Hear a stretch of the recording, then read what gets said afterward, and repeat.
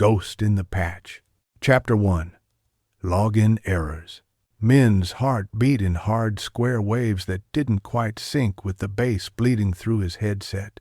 Night lay over District 9 like a cheap screensaver, a repeating loop of scooters, neon, and humidity. He sat cross-legged on the floor, the apartment's old tile cool through the thin mat, and slid the haptic crown over his head. The crown was second-hand, tiny scratches around the occipital pad where some previous owner had pried it open for a forbidden overclock, and the left cheek actuator buzzed with the petulant whine of a mosquito. Min had taped a sliver of aluminum foil over that actuator weeks ago and drawn a smiley face on it with a dying marker. It didn't fix anything. It made the buzzing feel personal. "Ready?" Lynn asked. Her voice came through from the wall screen, a smudge of her face, hair braided to one side, eyes like 2 pixels of light in a cheap webcam. Min tugged the crown strap snug. "You'll owe me noodles if we wipe twice. You'll owe me a life if we pull it off once." Lynn grinned. 3, 2, Min blinked into the dark. The crown vibrated his skull with a tone that felt like looking up at a skyscraper you couldn't see. 1. Log in. His world fell like a stack overflow. Boot splash. Black.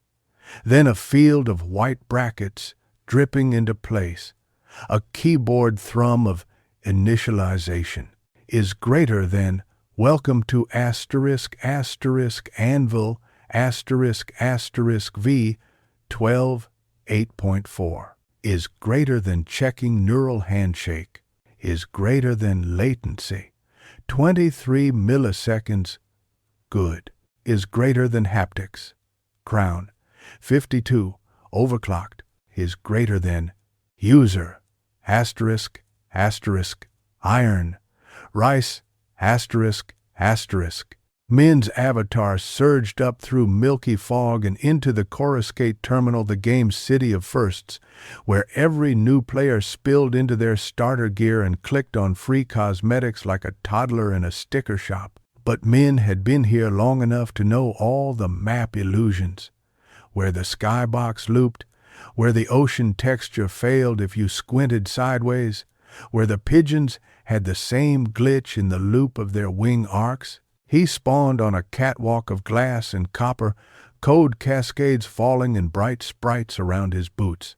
The terminal hummed with player chatter, NPC pitchmen, commerce bots, and the occasional moderator parabola swooping overhead like a silver gull. A boy with a cape made of LED koi brushed shoulders with Min's avatar and swore in a regional dialect that the filter translated into fireworks emojis.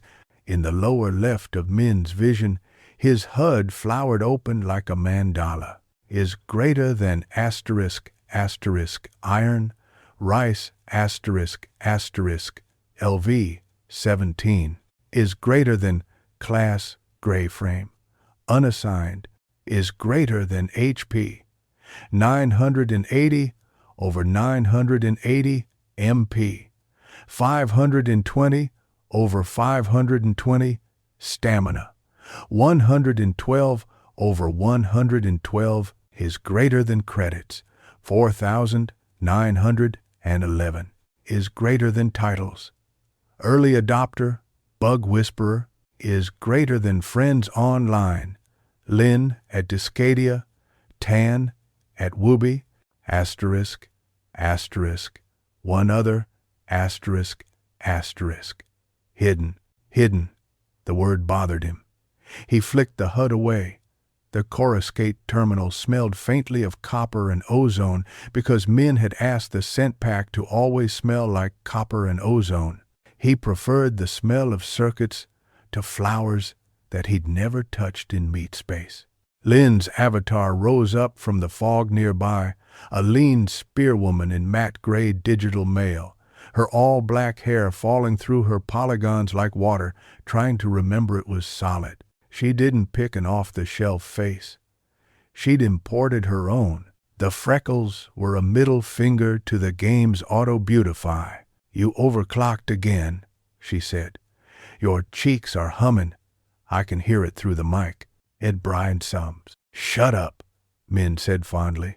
Tun slid in a heartbeat later, a stocky rogue with a glow-strip jacket that screamed he'd been farming streamers. "Min, I have a surprise." Min braced. Tun's surprises had historically cost them levels, reputation, or actual money. "You know the data miner who sells coordinates to weird anomalies?" Tun said. "They found a junk shard in the Lament subgrid. Unlogged, unmoderated, unpatched. Black chest at the end, no owner tag." "Sounds like a trap," Lin said. "Sounds like a story we can tell when we're old," Tan countered. "Or, now, if your crown fries you." Min looked up. The terminal's vaulted ceiling rippled with a fake aurora, all shader and zero sky. He could feel the pressure he got when a raid leader was about to say, "Pull."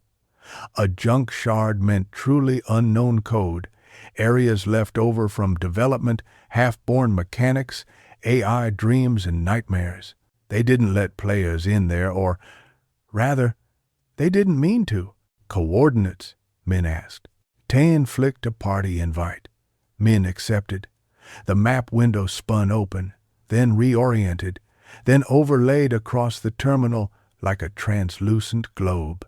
The Lament subgrid lay underneath a region of the main map that used to be a forest, where players had farmed healing herbs and chased goose mounts. Now it was a burnt plain, all ash and twisted wire trees, a seasonal event gone permanent, backfilled by lore that felt like an apology. And beneath that plain, a lattice of orphaned corridors and cul-de-sacs, something half like a sewer and half like the inside of a broken instrument. Lin snorted. "We're going to get banned." Men already had their route plotted. "Only if we get caught." They ran. The terminal opened into Coruscate City proper. Towers like sharpened keys, NPC couriers flickering on pre-computed paths, billboard sprites selling gel swords, salt packs, skin filters, synthetic feelings at wholesale prices. The ocean rolled like an unseen hand was stirring it slowly with a spoon. They took a tram to the east gate and slid off before it slowed, their boots skittering sparks on the copper rails. Posters for the Cathedral of the Colonel flapped in a manufactured wind, promising absolution from latency and low rates on premium slots. The ash plain groaned under their weight as they crossed it. A flock of sparking birds spooked out of a wire tree and fell like ribbon onto the ground, where the code's physics forgot about them. An NPC in a soot-streaked robe lifted a finger, mouth opening to start his quest line about a lost child, and Lin slapped the skip gesture so hard her avatar's wrist briefly detached. They found the drain. It looked like a painted texture, until Min thought like a developer, not like a poet, like a thief. The seam didn't match the rest of the ash texture. There was a sub-pixel misalignment. He dropped to one knee and dragged the cursor where his palm would be. The great sprites parted like teeth. A smell poured up that wasn't on the scent pack list. Damp rust and plastic left in the Sunday. "After you," Lin said.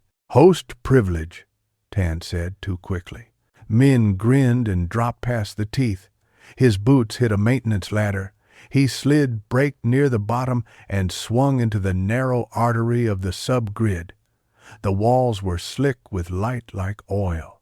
The map went blank in his HUD, no signal, no lines. Just his party pips hovering like friendly ghosts above their heads. "Is greater than you have entered Lament subgrid, sector J404, is greater than warning, unofficial instance, moderation disabled, is greater than warning, Persistent consequences enabled. That last warning again? Lynn murmured. Remember the forum posts about people who lost levels down here? Forum posts are 60% ghost stories, Ton said, and 40% alts. Be brave, Bride. Minh flicked his class pane open and hesitated. Like always, he hadn't chosen a path. He kept telling himself he was waiting for the right moment, the mechanic that matched the way his head spun when he saw a problem that didn't want to be solved. But the right moment kept not arriving, and his build hovered at gray frame, a palette with no paint, a promise unspent. Pick something already, Lynn said without looking back. She'd told him the same at school when he'd refused a university track and clicked gap year on the form like it was a fast travel. I like being flexible, he said. You like not committing, she said. He didn't answer. Sector J 404 narrowed to something like a wind instrument's throat. The code glistened like the inside of a shell. Ton threw a flare. It blossomed, then spattered black artifacts that sizzled as they fell through the floor mesh. Bug Whisperer, talk to me, Tan said. What does the game want here? Minh stepped close to the wall. He licked the inside of his tooth. The crown read the gesture as an invisible inspector tool, then ran his hand along the seam where two surfaces met. The normal map wanted to be stone. The shader wanted to be water. The collision mesh wanted to be a memory. He could see the offsets like bruises. It wants a sound, Minh said. See those arrays? They're awaiting a pattern. The floor tore open beneath him like an old zipper. For a second, nothing. No sense of falling, no fear, only the systemic blankness of a program waiting for the next instruction.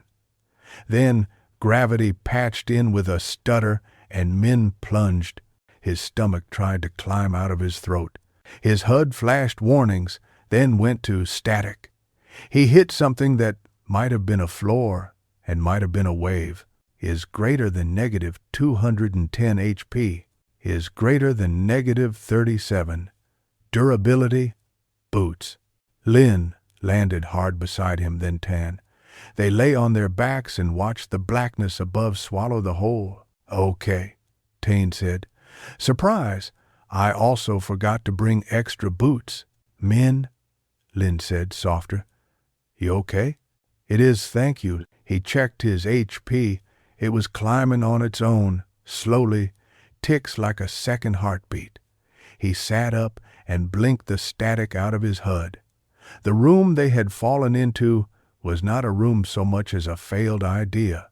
Geometry hadn't finished loading or had been unrendered by someone impatient. The edges of the world curled up like peeling wallpaper.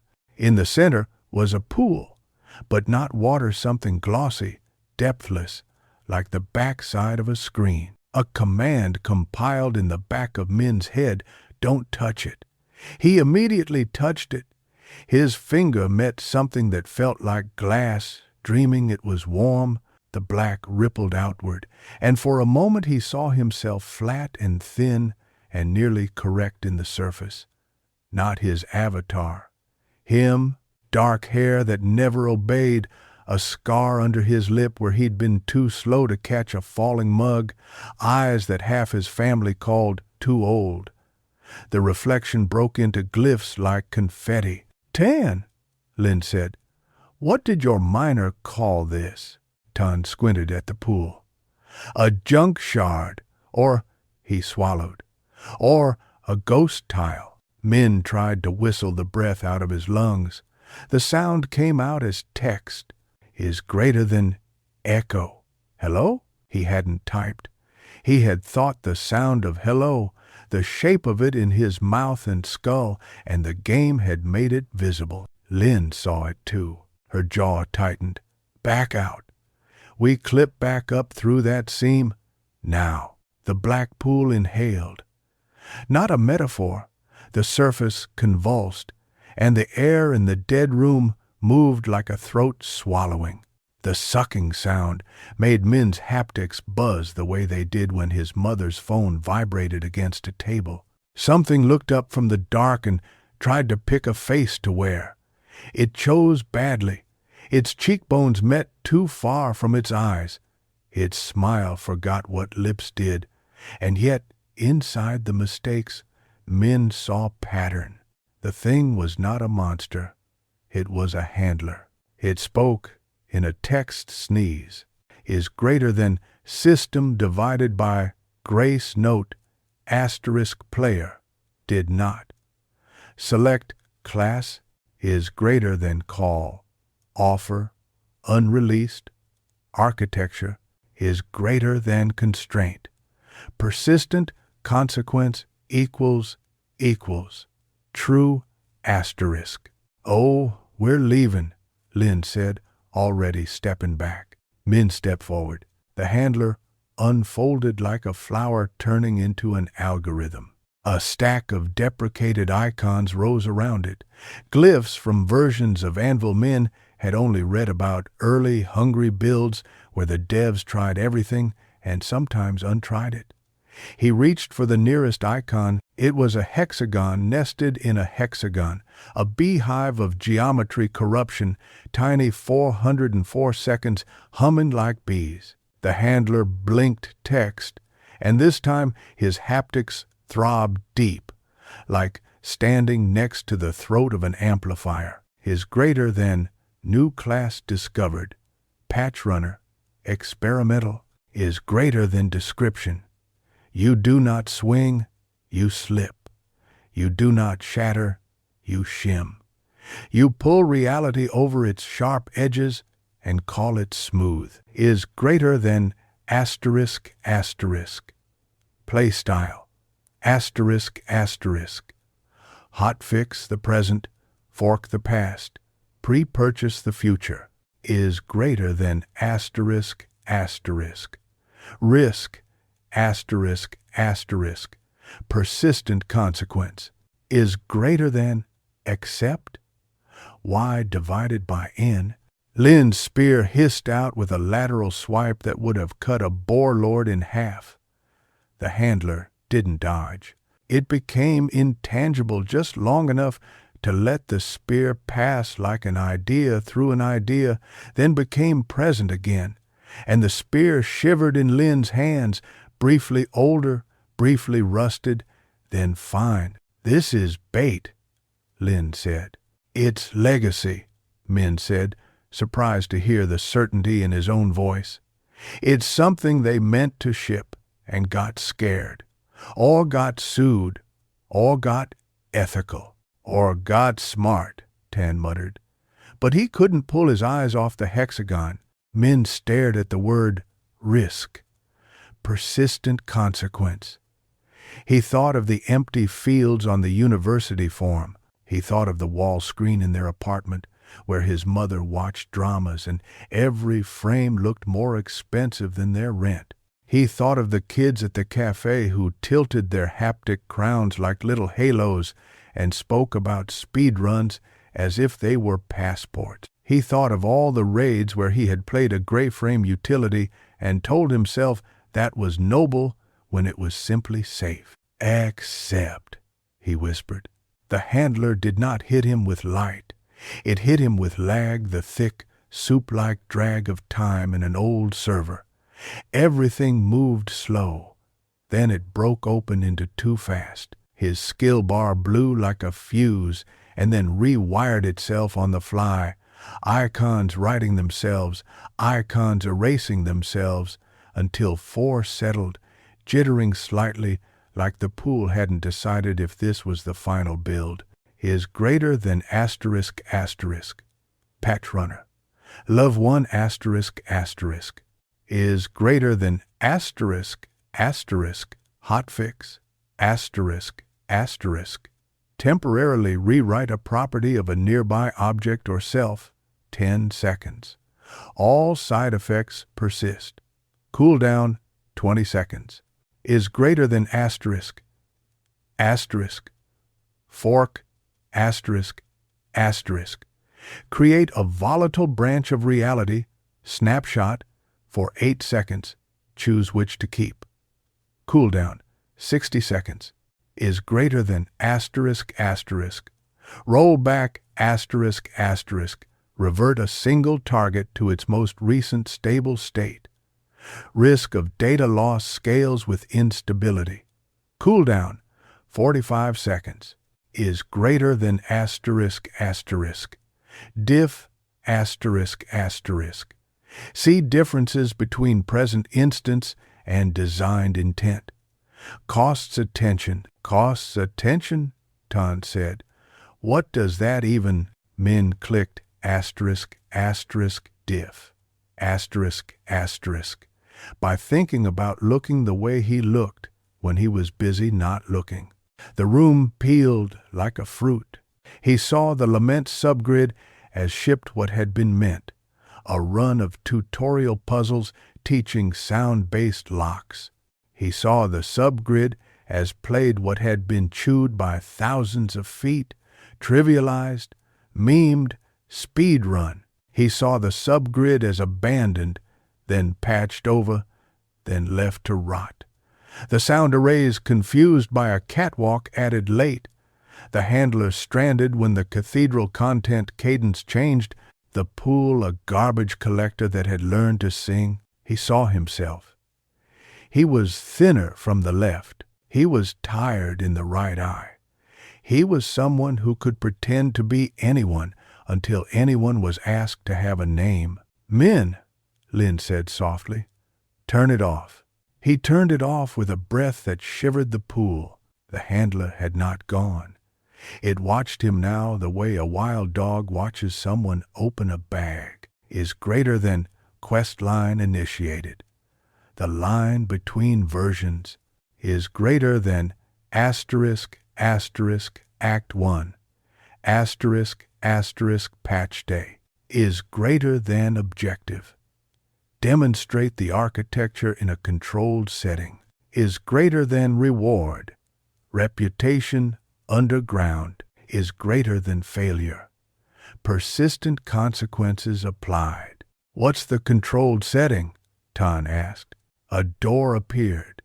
It should not have been able to appear because there was no wall for it to be in. But the game made a wall to fit around the door, and the wall seemed pleased to have the purpose.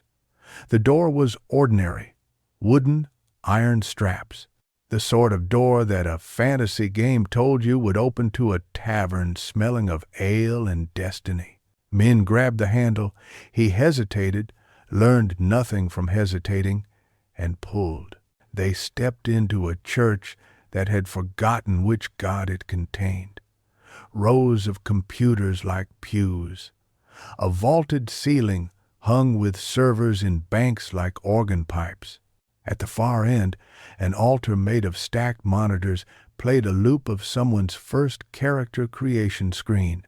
Spin, pick, smile. Spin, pick, smile. A choir of NPCs hummed the low hum of fans. A young moderator stood at the altar with their back to the party.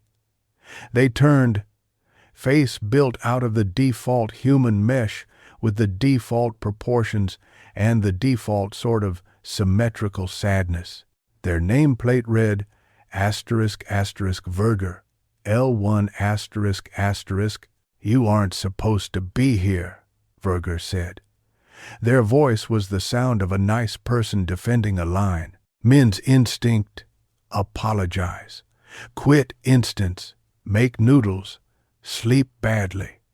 Instead, something in him that had been waiting since he'd first watched a dev diary at age 10 stepped forward. Show us the exploit, he said to Verger, and then realized he had addressed them in the wrong tense. He corrected, show us the test. He came all wire. Verger's smile broke. Relief fell out of it, bright and brief. I haven't had a player ask to test in the release notes say 7 versions. Lynn eyed Min over her spear. We can still leave? Tan paced the pews, eyes everywhere. We leave. We get old without a story. Verger gestured to the nearest computer. The keyboard looked heavy. Minuscule dust particles animated themselves in a grid. There is a demon bound in here. I mean, there is a conjecture with fangs. We bound it to teach how to unbind without tearing. We pulled it before launch when legal told us there were liabilities around, persistent around memory. We eat liability for breakfast, Tun said.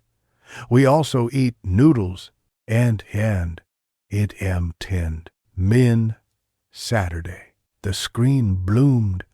There was a maze of text with little lights as if the letters were fireflies.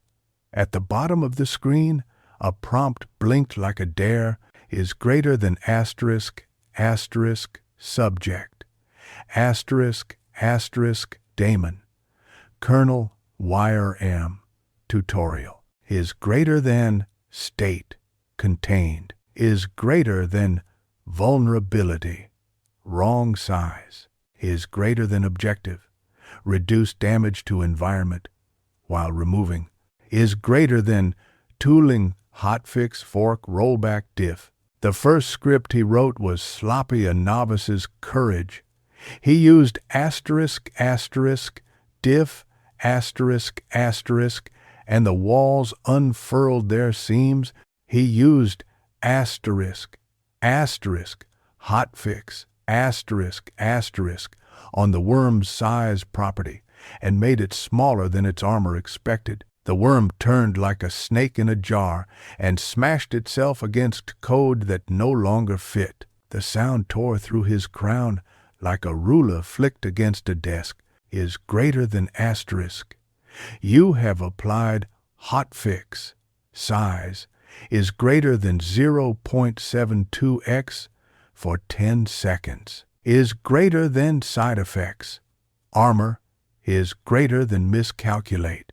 Ego is greater than enrage, persisting. Ego, Lin hissed. You changed its feelings. It's code, Min said, then flinched at the way his voice made it less true. The worm bucked in the maze. He asterisk, asterisk, forked asterisk, asterisk.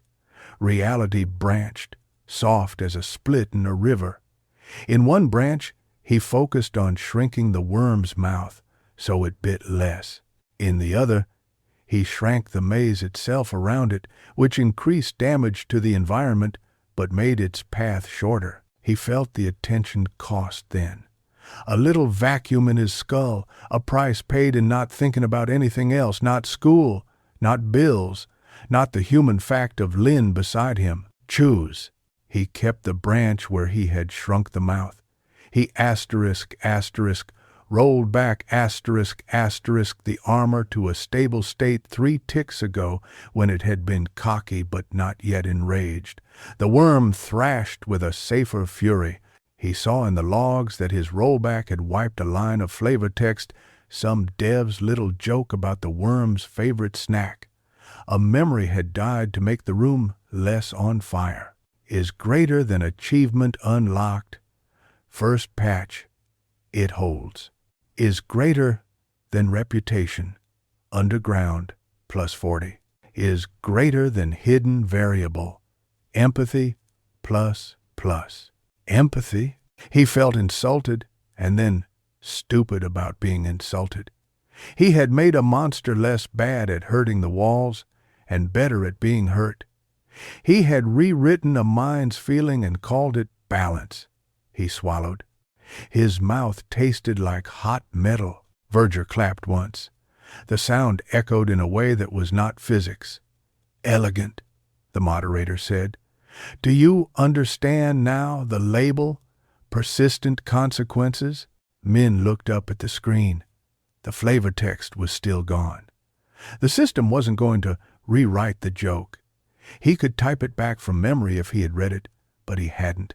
The joke would only exist if he invented it and told the system that was what had been there. What was the joke? He asked. Verger tilted their head. What joke? A small horror unfolded in him, quiet as a nap. He thought of the pool and his own face. He thought of jury-rigging his crown with aluminum and a smiley face that pretended to be a fix. He thought of all the times he had edited pictures of himself for his profile and then felt like the edited picture had been more honest. Lynn touched his shoulder. "We have to go." "Yeah," Minh said. He stood. "We will.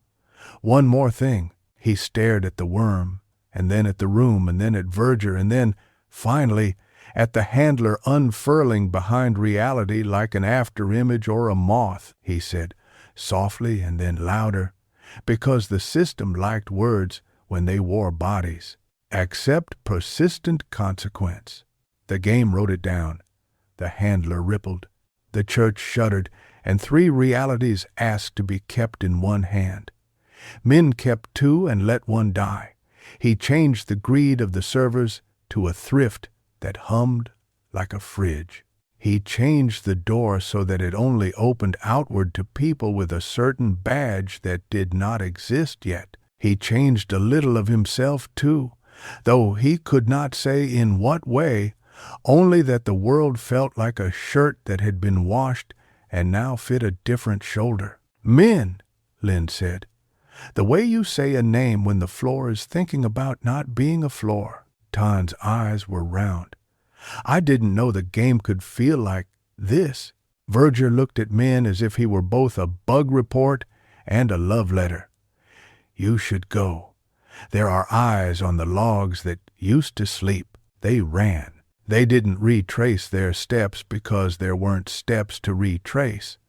The subgrid remembered them wrong, or perhaps right for the person they weren't going to be." Minh used ***, diff**** sparingly now, because when he did, he felt the hunger of the tool, its little teeth nibbling at the edges of his capacity to be surprised. He used ***, Hotfix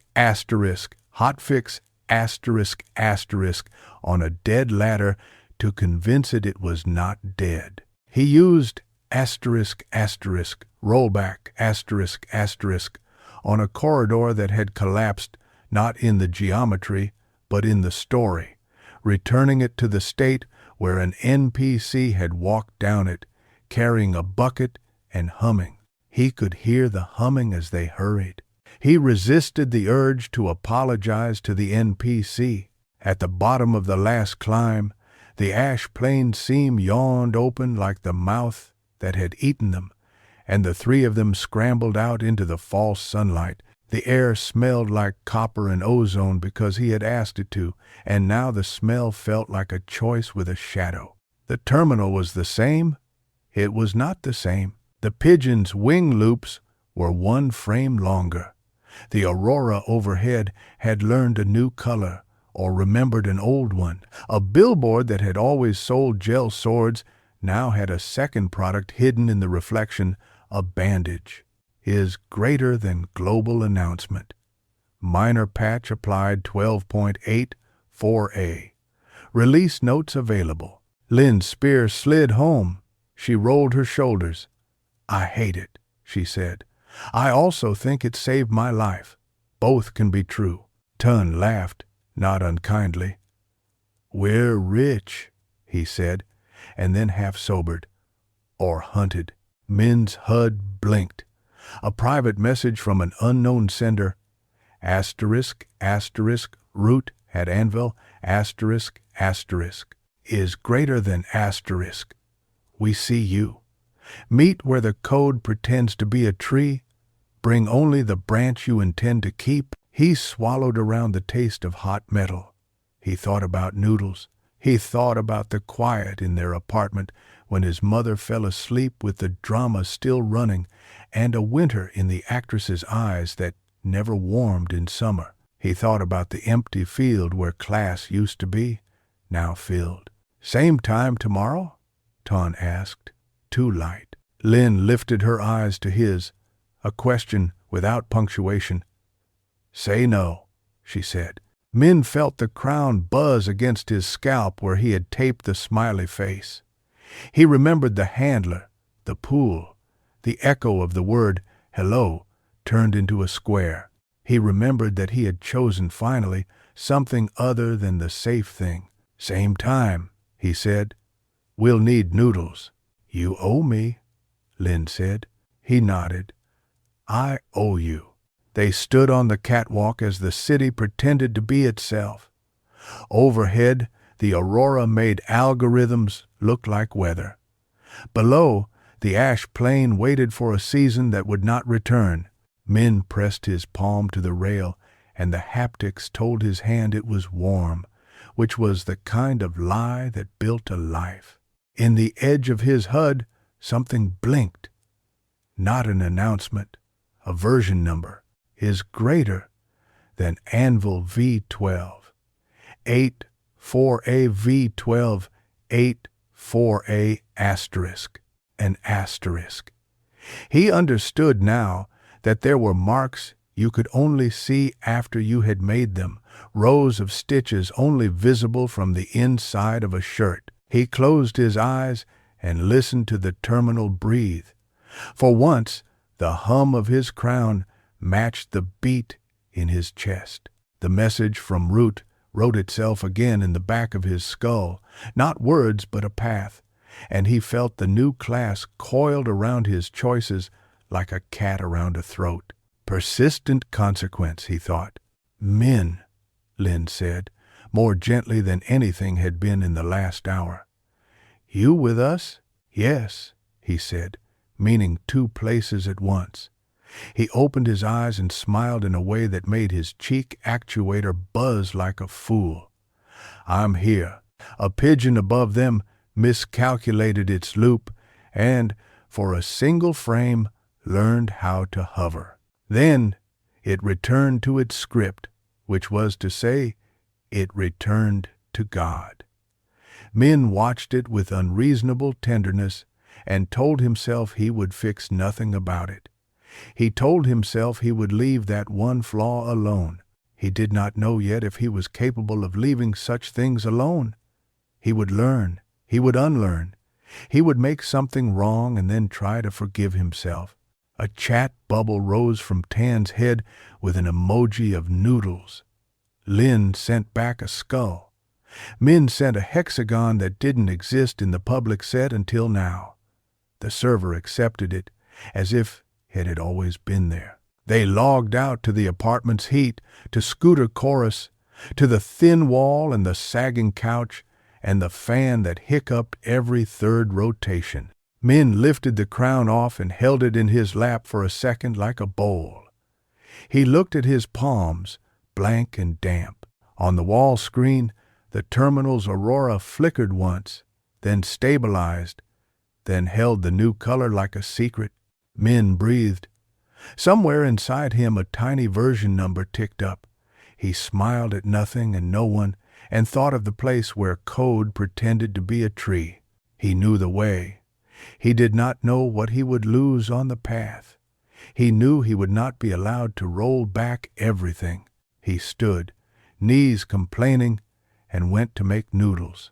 Chapter 2, The Branch You Keep. The rain in Saigon came at noon like an if statement, indented under cloud, precise as a programmer's apology.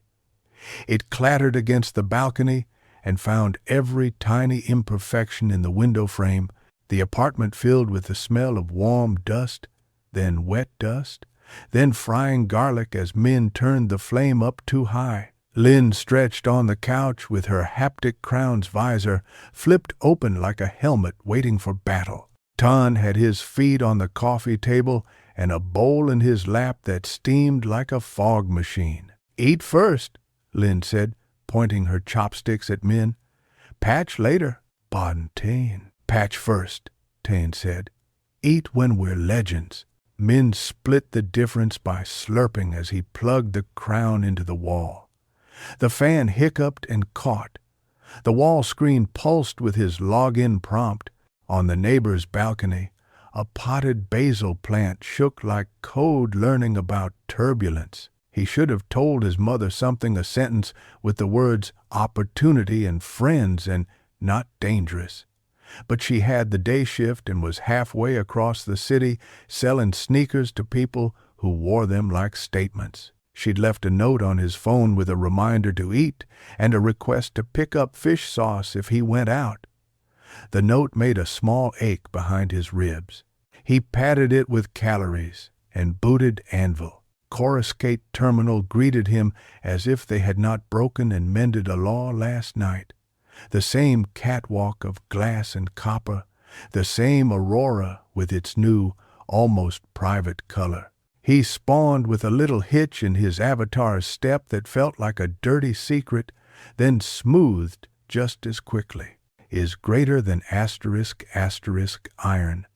Rice *** V18.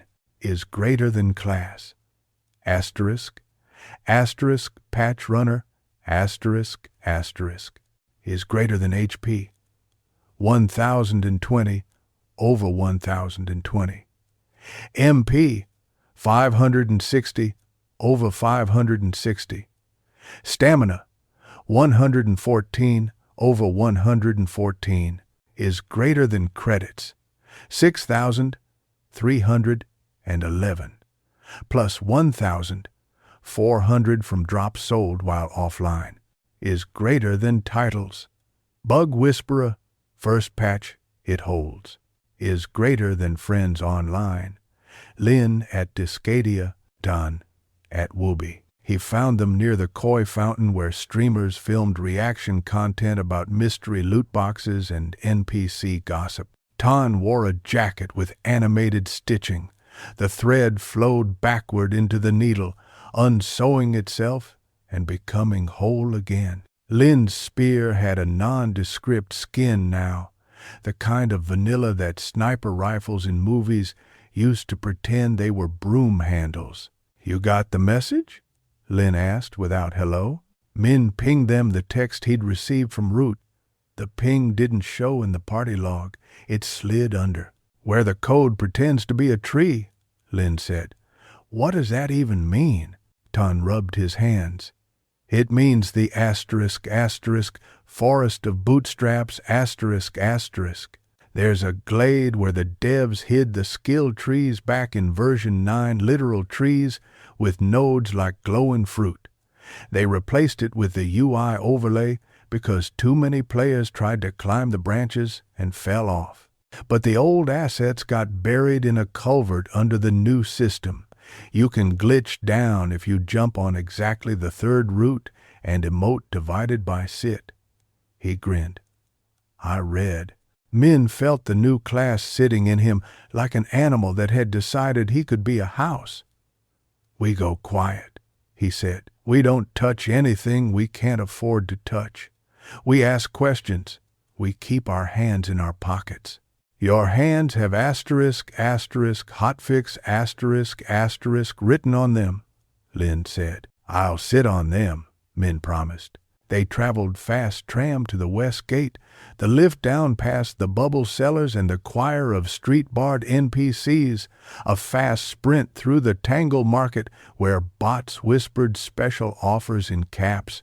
The forest of bootstraps waited beyond a curtain of rain and shader tricks, an old biome given a new coat of respectability after the balancing patch removed most of the legendary herb spawns and nerfed the goose mount's honk stun.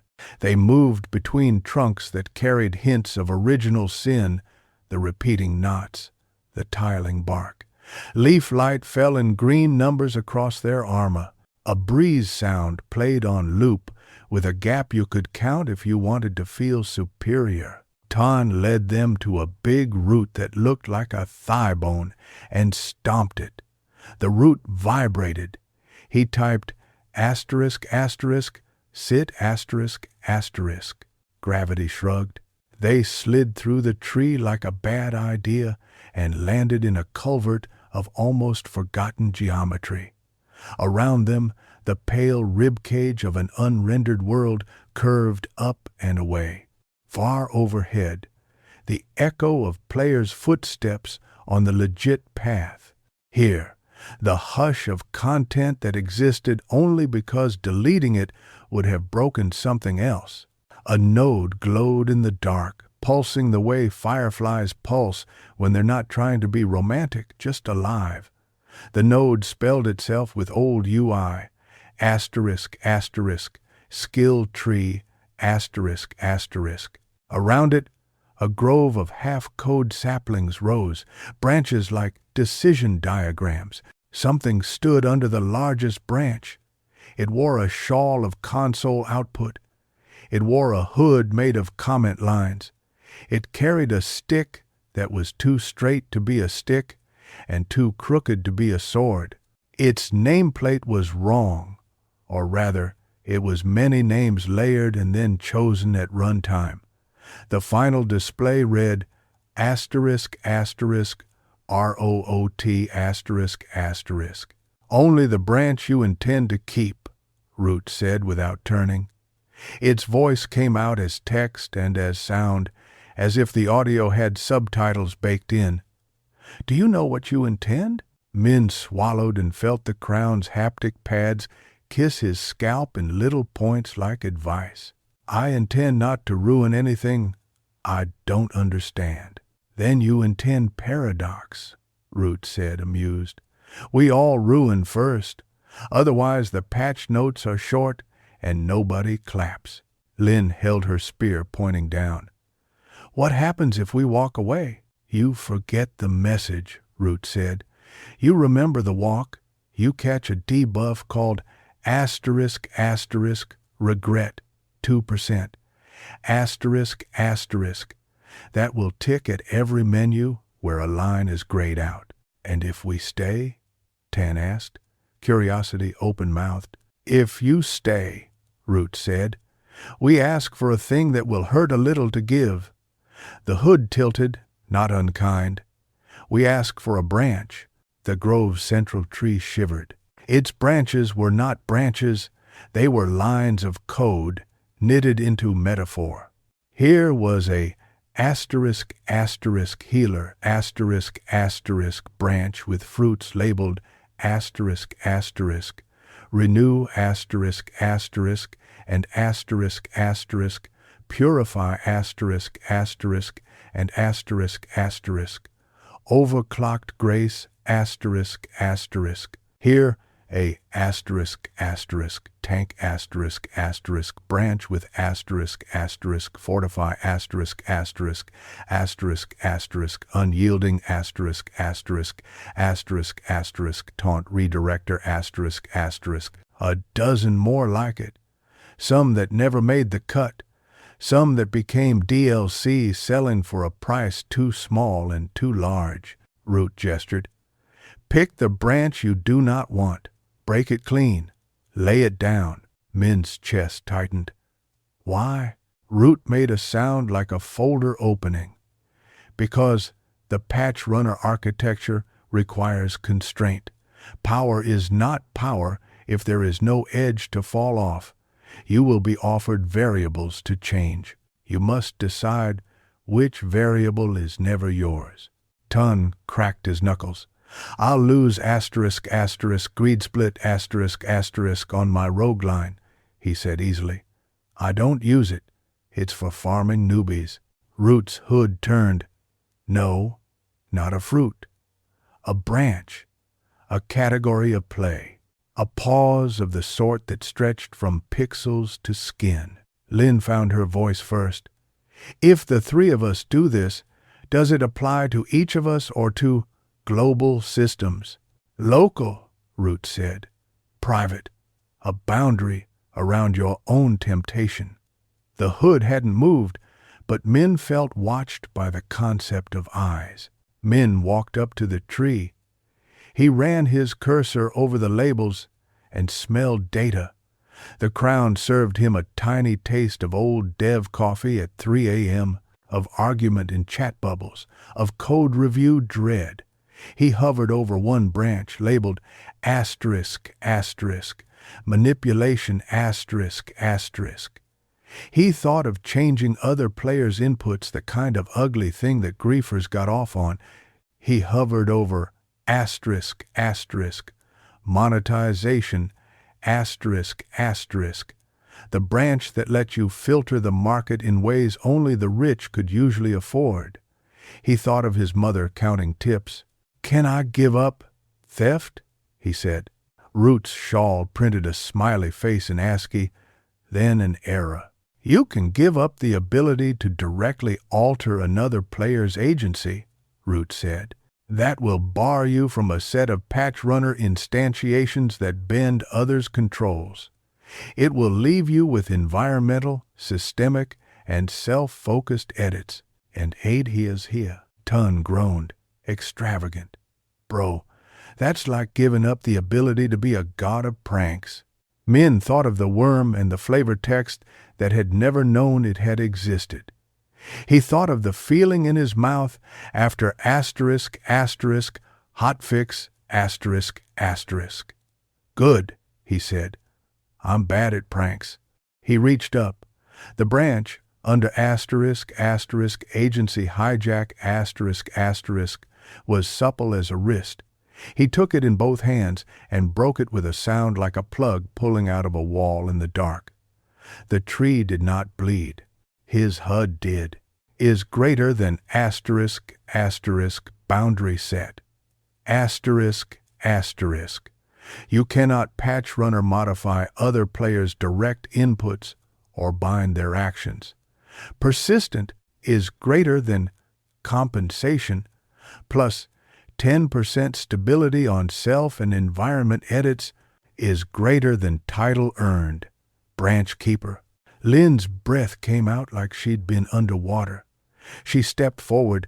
"I give up asterisk, asterisk, damage inflation, asterisk, asterisk," she said, hand on a branch that had tempted too many streamers to fill numbers with illegal NANs. She broke it and flinched at the echo. Her HUD winked. "Is greater than asterisk, asterisk, boundary set. Asterisk, asterisk, you cannot PATCHRUNNER modify outgoing raw damage calculations. Persistent is greater than compensation. Plus 12% precision on structural edits is greater than title earned. Honest spear." Tane scowled at the tree as if it had flirted with someone he liked. "Fine," he said, and reached for asterisk, asterisk, market bias, asterisk, asterisk. No more patching drop rates. No more tilting luck. I hate luck anyway. He broke it with more force than needed. "Is greater than asterisk, asterisk, boundary set. Asterisk, asterisk, you cannot PATCHRUNNER modify RNG tables for personal gain. Persistent is greater than compensation plus 8% duration on temporal forks is greater than title earned. Fair dealer." Root tapped the ground with the too straight stick. "A party with a spine," Root said, pleased. "All right, you are less dangerous now. We may speak." The culvert dimmed. Text unwound in the air like prayer flags. "Is greater than asterisk, asterisk, questline updated. The line between versions, asterisk, asterisk, is greater than asterisk, asterisk, Act 2. Asterisk, asterisk, branch cut is greater than objective. Choose your boundaries is greater than reward. Access, tree of debug, is greater than failure." The rain continues. Behind Root, a door assembled itself from assets that might once have been part of a holiday event.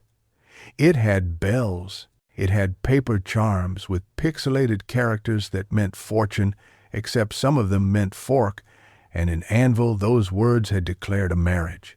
"Inside," Root said. "Bring only what you mean." They went through. The room beyond was not a room, not exactly. It was a lab sandbox that had dressed itself like a shrine to get past HR.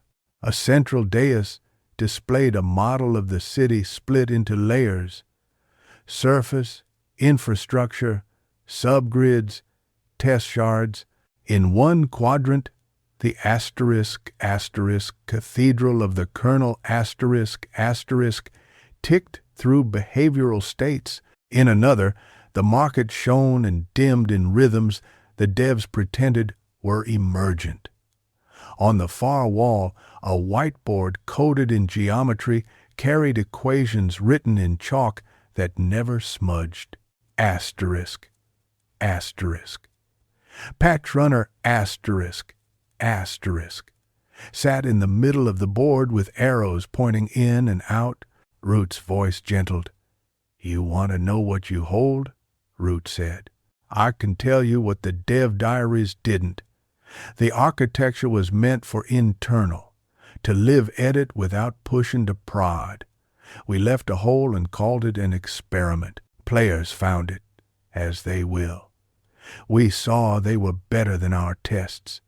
We pulled it before we could be sued into a new timeline, but we left a grace note. The ASCII shawl rippled. We left the handler to find a person who would choose a boundary first. Why us? Lynn asked. Not bravado, just honest doubt. Root's hood cocked. Because you hesitate in the right places, because you run in the wrong ones, because you made noodles last night when you should have slept, because one of you gave a respect to a stranger who lied about their age, and one of you returned a mount you could have kept, and one of you has never once written good game is in chat. They stood, chastened, and seen. Root pointed with the too-straight stick.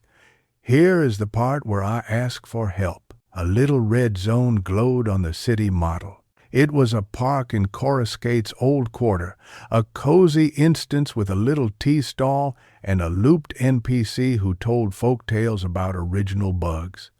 The park pulsed irregularly, like a heartbeat with a stutter. Someone is running a fork there, Root said. Not a harmless one. They found a way to snapshot and keep both outcomes by duping the retention callback. The fork doesn't collapse, it stacks. The world around it decides to make both versions true. The seams pull. Physics begins to accept contradictory instructions. Moderators chase it and fall into debates with themselves that last 8 hours. I do not have time for that. You do. Minh leaned over the model. He could smell tea and the plastic of cheap stools. He had farmed the folk tales there for a title months ago, and had liked how the NPC mispronounced the letter R. Who? Lynn asked. Their name is Pomegranate ***, Root said. They are not a villain. They are a thesis. They are making a point about capitalism and speedrunning and the way friendship graphs distort shops. They are also going to crash a district shard if they keep at it. Tan's grin flickered, fragile. We love a thesis until it kills our frame rate. Minh glanced at his skill bar. Hotfix ***, pulsed, wanting to be used. Fork ***, shifted like a knife deciding whether it was also a spoon. Rollback kept a polite distance like a dangerous friend. Diff watched everything. What do we do? He asked. Root's hood dipped, the closest it came to bowing. You convince Pomegranate to stop, Root said. If they won't, you wrap their fork in yours and take them somewhere it cannot hurt. You will pay in attention, you will pay in consequence. Moderators? Lynn asked. We're not snitches. Mods can't get close, Root said. The fork has learned moderator credential ranges and replicates their footsteps to infinity. They walk into themselves. And if we fail? Minh said. Root shrugged, a gesture like 1,000 lines of code sloughing into an else. Then we either push 12, 8.5 early and lose a quarter of our user base, or we watch Coruscate learn to be two inconsistent things at once until it forgets how to be a third. The stick tapped the floor, the door opened again, but now it looked like a tea stall's awning. They left the lab shrine with pockets full of a feeling Minh could not name. He wanted to call it privilege, and also responsibility, and also a kind of fun so bright it hurt to look at directly. The park looked normal at first. That was the problem. NPCs whispered folktales under a pavilion tiled with blue fish. Players lounged on benches, pretending not to watch each other's gear. A vendor sold paper birds that flew in circles and never collided unless you thought about it. A stray dog lay in the shade and looked at the camera. Minh let Diff slip over his eyes like a half-closed lid.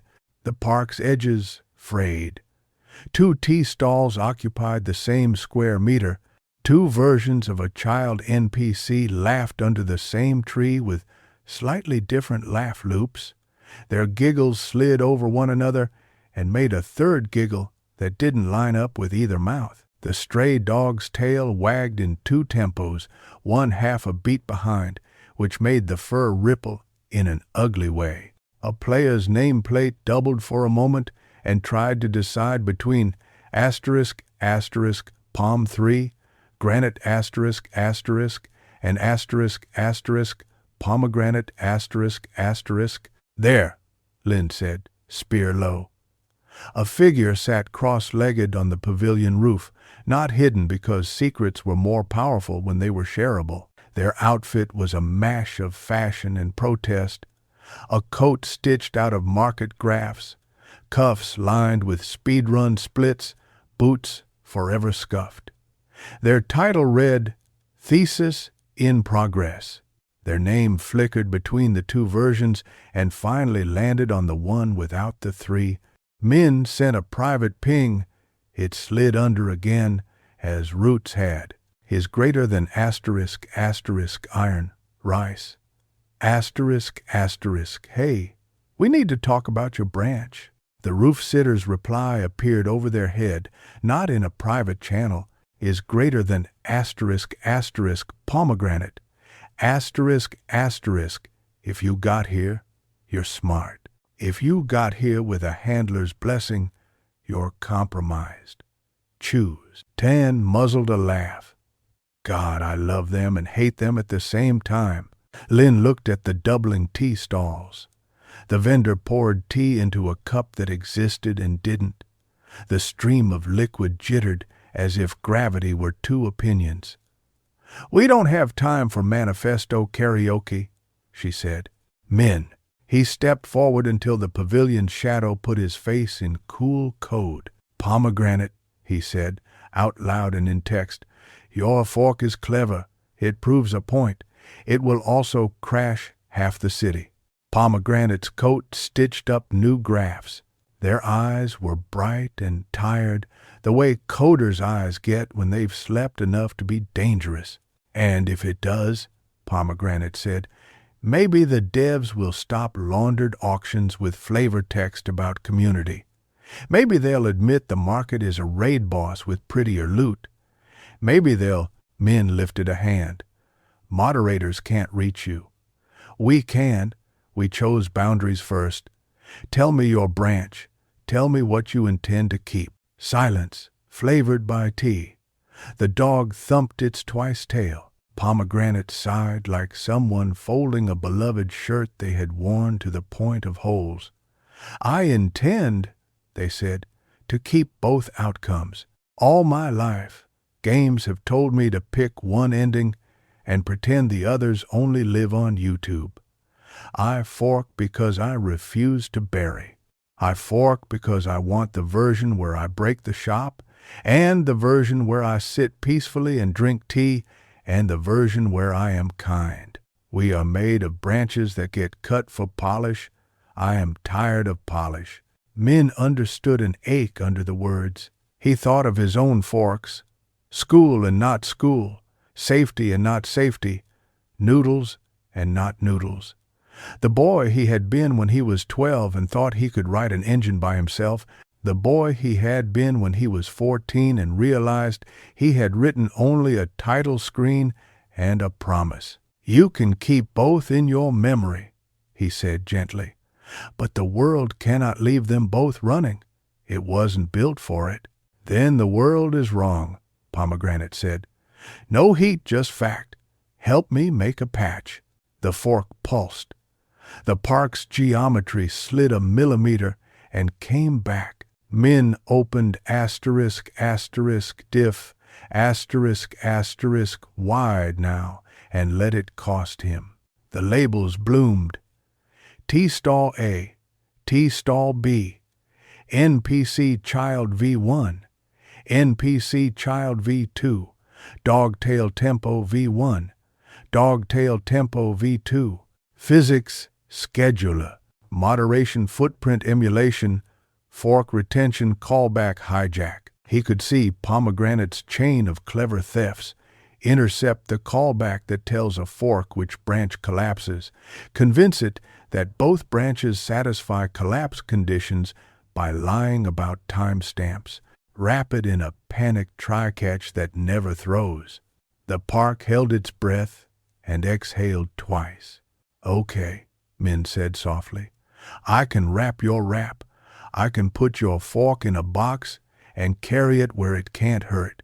You can keep it. You can watch both endings, but not here. Pomegranate watched him like a teacher watches a student about to cheat the right way. Where? Minh thought of the subgrid, of sectors where law was a suggestion. He thought of the junk shard with the pool and the handler who had smiled with too many teeth. He thought of rollback, the temptation to erase the messy in favor of the stable. He set his jaw. There's a shard where moderation sleeps, he said. We'll move your fork there. We'll build a viewing room. You'll hang your outcomes like paintings. Pomegranate's mouth twitched. You make museums out of riots. I make museums out of riots, *** after ***, we stop the building from burning, Minh said. He lifted his hands, his real ones, on the mat, his avatars clean and shaky. Choose.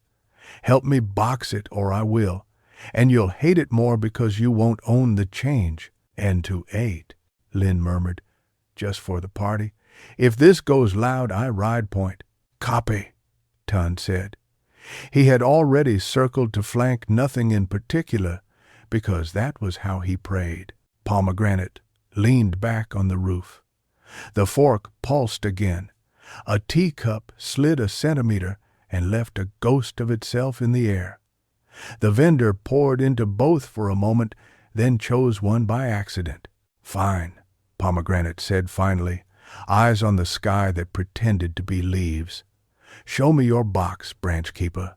Minh breathed in, tasted hot metal, and clicked **, fork **. Reality obligingly split along his gesture. In one branch, the park kept going, shuddering around Pomegranate's hack. In the other, Minh spun a container, a sandbox with walls defined not by geometry but by purpose. He whispered instructions to the handler that sniffed around content with a wet nose. **, Hotfix, **, fork, retention, callback. Route to local container if origin equals Pomegranate. **, rollback, **, physics scheduler state before jitter, but keep flavor. Diff, **. Show me differences between the container and the park in superposition.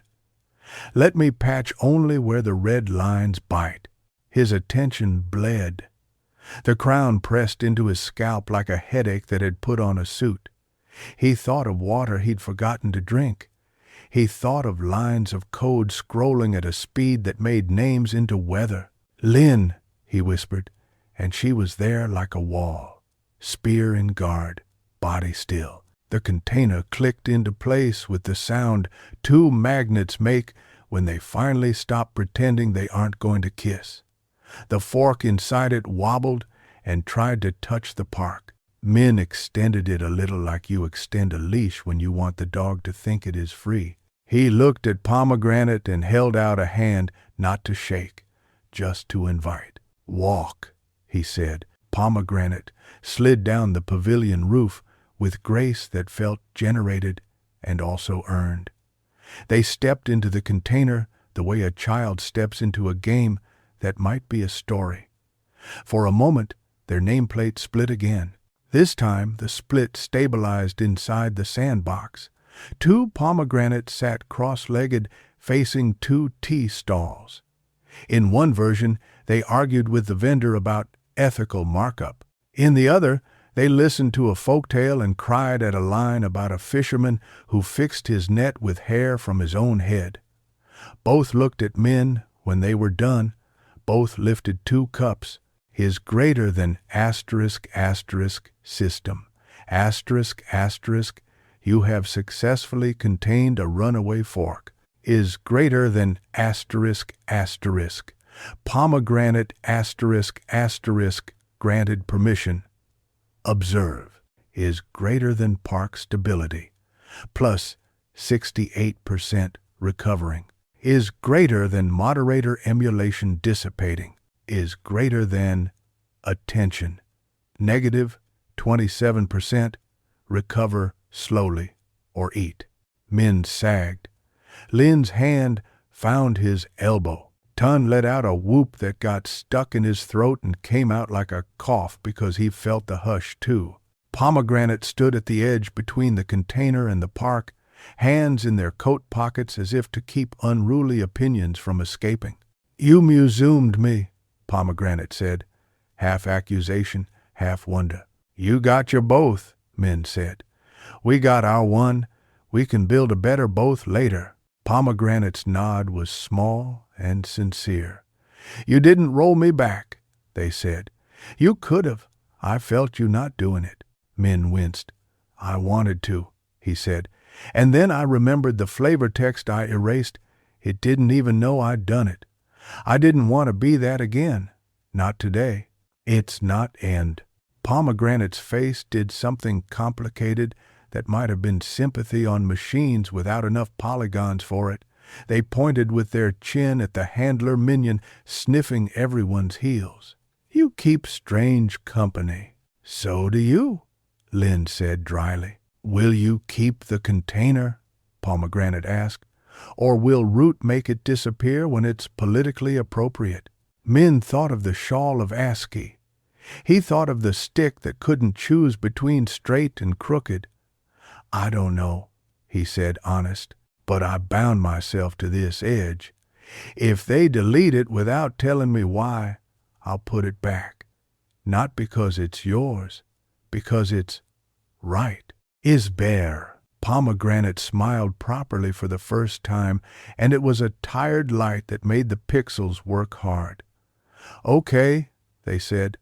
"Okay, Branchkeeper, I owe you a tea." They flicked their wrist, and a private trade request popped. It wasn't money. It was a *** recipe, tea that remembers ***. The flavor text read, ** brew once when something almost happened. Drink once when you need it to have happened. ***. Lynn made a small sound at the back of her throat that could have been a laugh or a held tear. Tan accepted the recipe like he'd been handed a relic. The park resumed being one thing. The dog's tail picked a tempo and wagged that way with full-time confidence. The two tea stalls occupied only 1 square meter in the way legal real estate does. The folk tale about the fisherman ended on time. Somewhere, a moderator untangled from themselves and sat down very suddenly to stare at their hands. Root messaged, "Not under." but bright, is greater than asterisk asterisk. ROOT asterisk asterisk. Bells saved, district shard intact. Come home. They walked back to the culvert under the tree where choices hang like lamps. Min's eyes buzzed with the after-image of asterisk asterisk, Diff asterisk asterisk. He closed them for a second and saw his mother's note, the little emoji hands, the way she always put two when one would have sufficed because she liked balance. In the lab shrine, Root waited with the patience of processes that never page out. The city model's red zone had cooled to a blush. You did it without injuring more than a little physics, Root said. You returned a fork without calling it evil. This is the kind of patch I like. We built a box, Pomegranate said from the doorway. They had followed at a distance, hairline bright with the decision to apologize and then not to. Boxes become prisons. Root's hood tilted, amused and a little sad. Boxes also become wardrobes, Root said. Some of them open to forests, some of them open to back rooms. We will keep an eye. We will let you visit. End quote. Pomegranate's gaze darted to Min and then away. If you sell tickets, they said, I get a cut. Done, Root said without checking a spreadsheet. Min leaned his hands on the model and felt the hum of servers through the plastic. What now? He asked, half to Root, half to whatever wrote quests in the back of his skull. The whiteboard on the wall updated. Chalk wrote itself with the confidence of someone finishing a sentence they had started last year. Is greater than asterisk asterisk, quest line updated. The line between versions asterisk asterisk is greater than asterisk asterisk Act 3, asterisk asterisk Patch Day Parade. Is greater than objective. Walk the city while it wears your asterisk. Find what change that you did not change. Is greater than reward. Friend or firing. Is greater than failure. You won't notice the failure. Root's shawl printed out a new ASCII, a B, a world. The world adjusts, Root said. When you touch one thread, the tapestry expresses opinions. Go see what your attention bought and what it mortgaged. Min rubbed the bridge of his nose where headache lived rent-free. Our attention is low. There is a vendor in the Tangle Market who sells asterisk asterisk focus kanji asterisk asterisk, Root said. It is a joke that works. Or you could log off and drink water. Your bodies are wet computers. Care for them. Lynn made a face at the term wet computers, then nodded. We'll check the market, then the cathedral.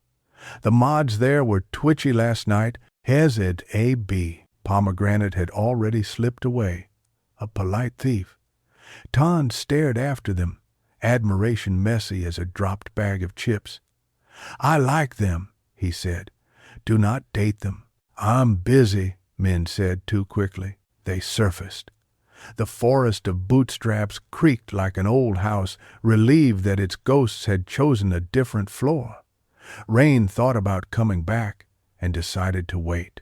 They sprinted through Coruscate's arteries to the Tangle Market, where neon tells you what you want and then sells you a subscription to wanting. They found the kanji stall tucked between a bot peddling romance skins and a grandma NPC who repaired gear with opinions.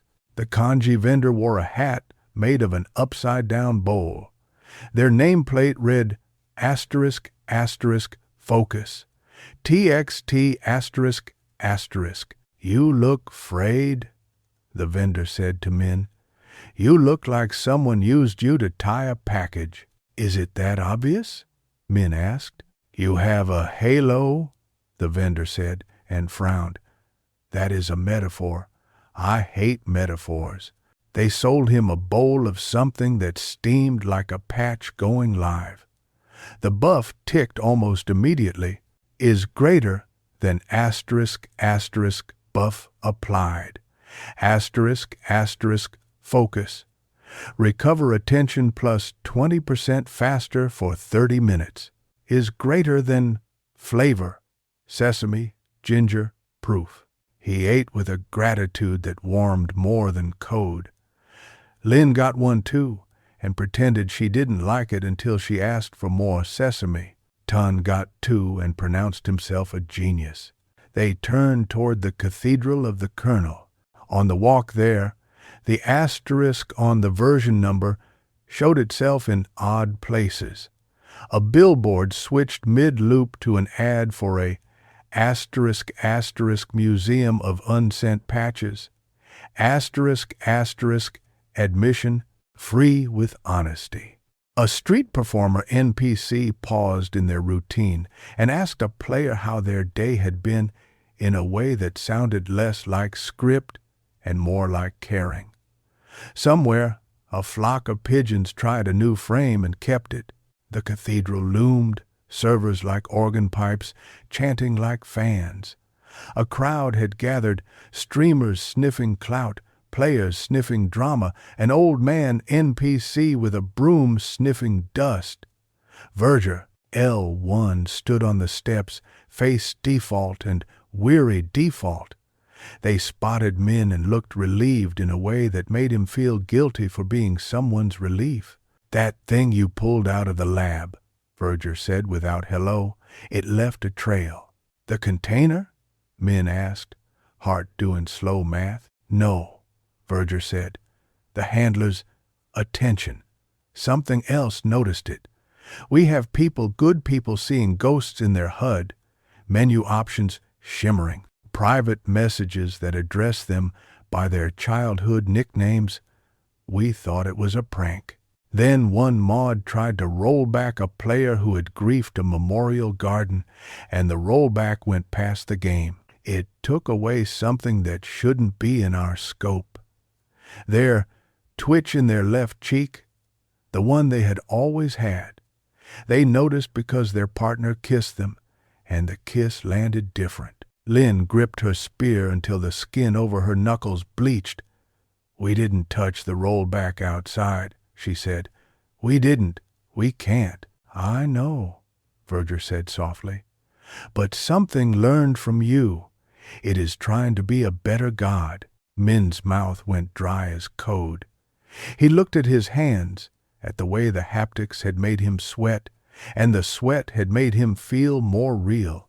He remembered the word asterisk, asterisk, persistent, asterisk, asterisk, and felt it pick up a second definition like a bird picking up a second song. He heard his mother's fan hiccup and realized he could not hear it because he was in a world and a room inside a world, and the idea that the two could ever speak directly made his stomach hot. Show me, he said. Verger turned, and the cathedral's doors opened on a funeral and a birth. In the nave, a player cried very quietly while their partner stroked their hair. An NPC burned incense that smelled faintly of factory. On the altar, the looped character creation screen stuttered, then smoothed. Asterisk, asterisk. PATCHRUNNER asterisk, asterisk scintillated on the whiteboard in the lab behind the nave, as if someone were running their nails down the board. Is greater than asterisk, asterisk, alert.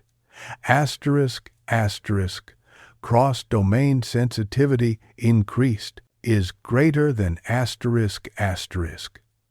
Warning, asterisk, asterisk. Your attention binds more than code. Is greater than side effect discovered. Empathy, plus, leaks. Minh wanted to be sick and to laugh and to sleep. He wanted to log off and find the fish sauce and write a note to his mother with 2 emoji hands. He wanted to believe games were still just games. He squared his shoulders in a pose he had stolen from a raid leader he'd once worshipped. We'll find the leak, he said. We'll roll it back where it belongs.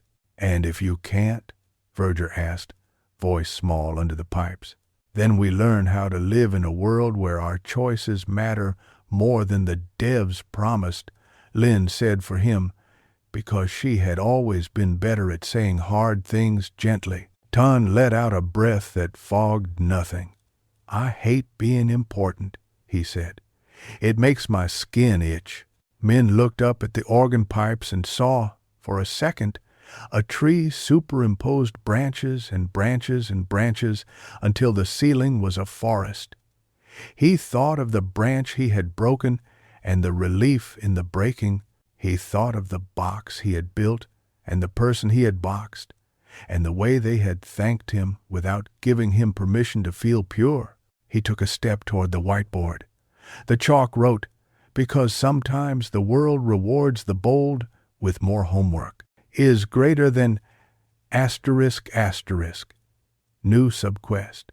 Asterisk asterisk the leak is greater than find the point where empathy plus plus crosses into meat is greater than tools. Humor, water, asking before fixing is greater than failure. Someone loses a twitch that made them who they are." He clicked asterisk asterisk. Accept asterisk asterisk without saying it out loud, because sometimes you did not ask your friends to witness your foolishness. Something inside the cathedral exhaled. Outside, the rain finally returned and made the neon look like it was melting into rainbows. They stood together for a long minute, 3 players who had picked the asterisk. The city pretended to be itself with a little more effort than usual. A pigeon landed on the cathedral steps, miscalculated its loop, and just for a frame hovered. Minh watched it hover and did not fix it. He let the frame be a gift to anyone who could see it. "Okay," he said finally. "We eat, then we hunt a leak. Fish sauce first," Lynn said. "Noodles." Ton groaned happily, a ritual to hold back the weird. Minh sent his mother a message he tried to make ordinary. Asterisk, going out to get fish sauce. We'll be back. Love you, asterisk. He added 2 emoji hands. The system delivered the message with a soft chime in a different room in a different world. He looked at his party.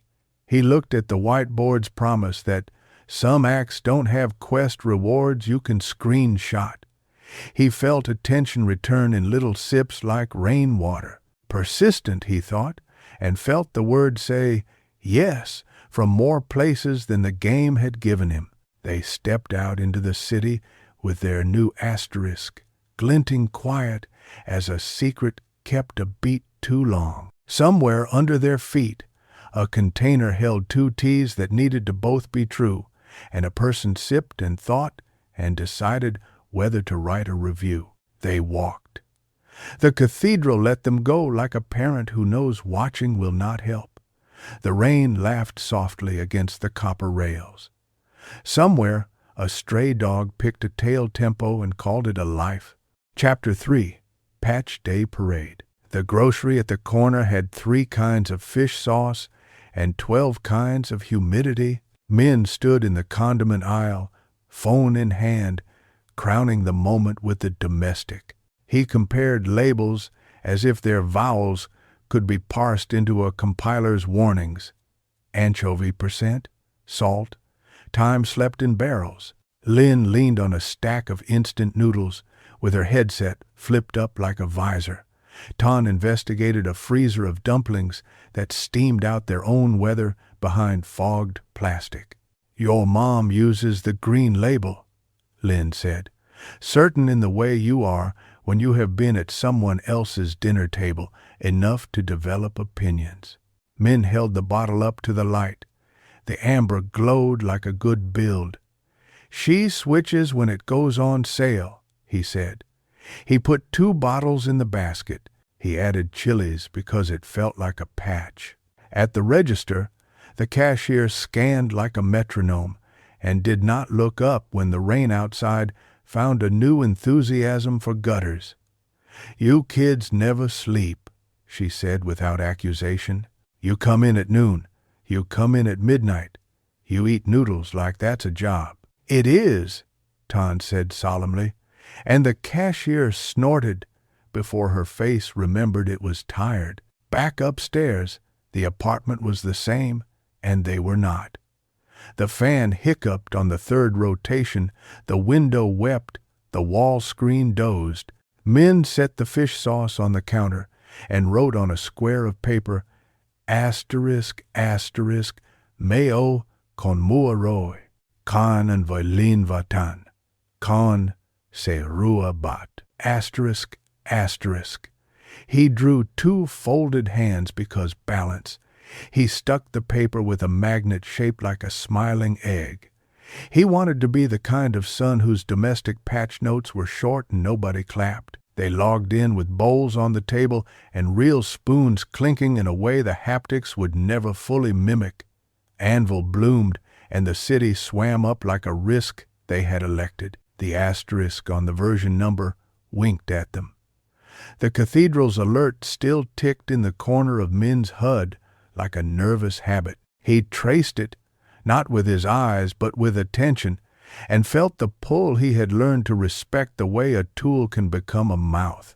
Is greater than asterisk asterisk subquest. The leak asterisk asterisk is greater than find the point where empathy plus plus crosses into meat. Is greater than tools. Humor, water, asking before fixing. Humor, water, asking, Lynn said aloud, counting on her fingers like a school teacher who refuses to stop believing in small spells. Water we can handle, humor we can fake. Asking is the part that makes people weird. People get loud when you ask for consent, Ton agreed. They think you're accusing them of something. Minh flexed his hands. In his skill bar, asterisk, asterisk, Rollback, asterisk, asterisk, watched him with the flat, good dog eyes of a tool that works too well to be trusted. He wanted to keep it leashed. He could imagine the moment when he would not. They started with water, because the quest had given them permission to be literal. Water is dumb and generous. It tells secrets if you follow its path. They traced gutters and drainage seams through Coruscate, not as players but as something more like plumbers. At the Tangle Market, water drummed on awnings, ran along neon, fell in beads that pretended to be physics. At the Forest of Bootstraps, water discovered a hole it had always loved. At the cathedral, water threaded through stone like a patient rumor. The leak would not be up on a billboard. Leaks pulled down. They found it almost by accident, which is another way of saying they found it the right way. A side alley behind the Coral Arcade, a loading bay no one had reason to approach unless they were late to a speed run and needed to loop the back to reset an NPC's pathing. A drain that sounded like a throat clearing. Water pooled around a sticker, half torn from the pavement. Asterisk, asterisk. Launch party, 9. X asterisk, asterisk. The sticker's corner lifted in the rain. Underneath, the concrete was wrong, because it remembered being something else. Minh crouched.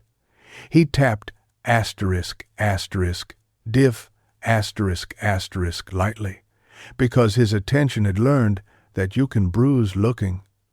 The alley peeled. He saw the loading bay as it had been during a beta weekend. Crates marked confetti and legal, approved prop data. He saw an old handler path snaking under the drain, labeled with the Apple II gravitas of early devs. Asterisk, asterisk. Attention, pipe, staff only, asterisk, asterisk. He saw something newer that had been spliced into the pipe with the exuberant fatigue of a late-night asterisk, asterisk. Bridge divided by empathy plus plus haptic quality. Check asterisk, asterisk. Someone tied empathy to haptics, Lynn murmured, half awe, half oh no. And then Never untied it. Probably someone wrote it for QA, Ton said. They needed a way to test whether a scene landed right. Did the funeral feel like a funeral? Did the kiss feel like a kiss? And they measured it with players as sensors. And then they moved on. He clucked his tongue with deep affection for other people's messes, or they got laid off. Water ran over the sticker and under it. The pipe coughed, not physically, but in the way code coughs when asked to carry too much meaning without being refactored. The empathy plus variable had been left in place to calibrate haptic nuance. And then PATCHRUNNER had taught the pipe to expect hands. Minh pictured a tool offered to the world and the world saying, "I would like to be moved." "You can't delete it," Lynn said. He hadn't said delete, but she knew where his head went. You delete it, and you lose the warmth under the cup in the tea stall. You lose the way a crowd is one thing, and then 3, you lose everything that made us this. It is 2R10. We can't leave it as is, Minh said. It's crossing the membrane. It's making a moderator's kiss into a patch note. We add a handshake, Ton said, eyes bright. Keep the pipe. Gate it. Only crosses when asked for. Asterisk, asterisk. Asking before fixing. Asterisk, asterisk. The quest told us. Minh let out a breath he hadn't admitted he was holding. He could see the architecture in his mind like a schematic. Empathy, plus remains haptic. Quality, check remains attention. Pipe remains. Add a little door made of a joke and a glass of water. Add a prompt with a smile that isn't a demand. He reached for asterisk, asterisk, hotfix, asterisk, asterisk, and stopped. He put his hands on his knees and laughed once, a single syllable with too many teeth. What? Lynn said, startled. I nearly did it without asking, Minh said. He looked up at the alley walls as if the game could play chorus. I was going to patch the consent gate into a pipe about consent without consent. Humor, Lynn said, dry as a towel. That counts. They stood shoulder to shoulder, 3 idiots and a drain. Minh opened a public chat and typed asterisk, asterisk. Hey, City, we're going to add a consent prompt to a thing that leaks feelings into places where they don't belong. That means sometimes when you feel something too clearly, you'll get a question in your HUD. Want this to cross? You can say yes. You can say no. You can say, ask me next time. Okay? Asterisk, asterisk. The chat beeped back with the chaos of public space. Emojis, GGs, a single asterisk, asterisk, ew, asterisk, asterisk. A mod who typed asterisk, asterisk, thank you, asterisk, asterisk, and then deleted it and then typed asterisk, asterisk, thank you, asterisk, asterisk, because they are paid to emulate clarity. Root pinged under, and then on top is greater than asterisk, asterisk, root, asterisk, asterisk.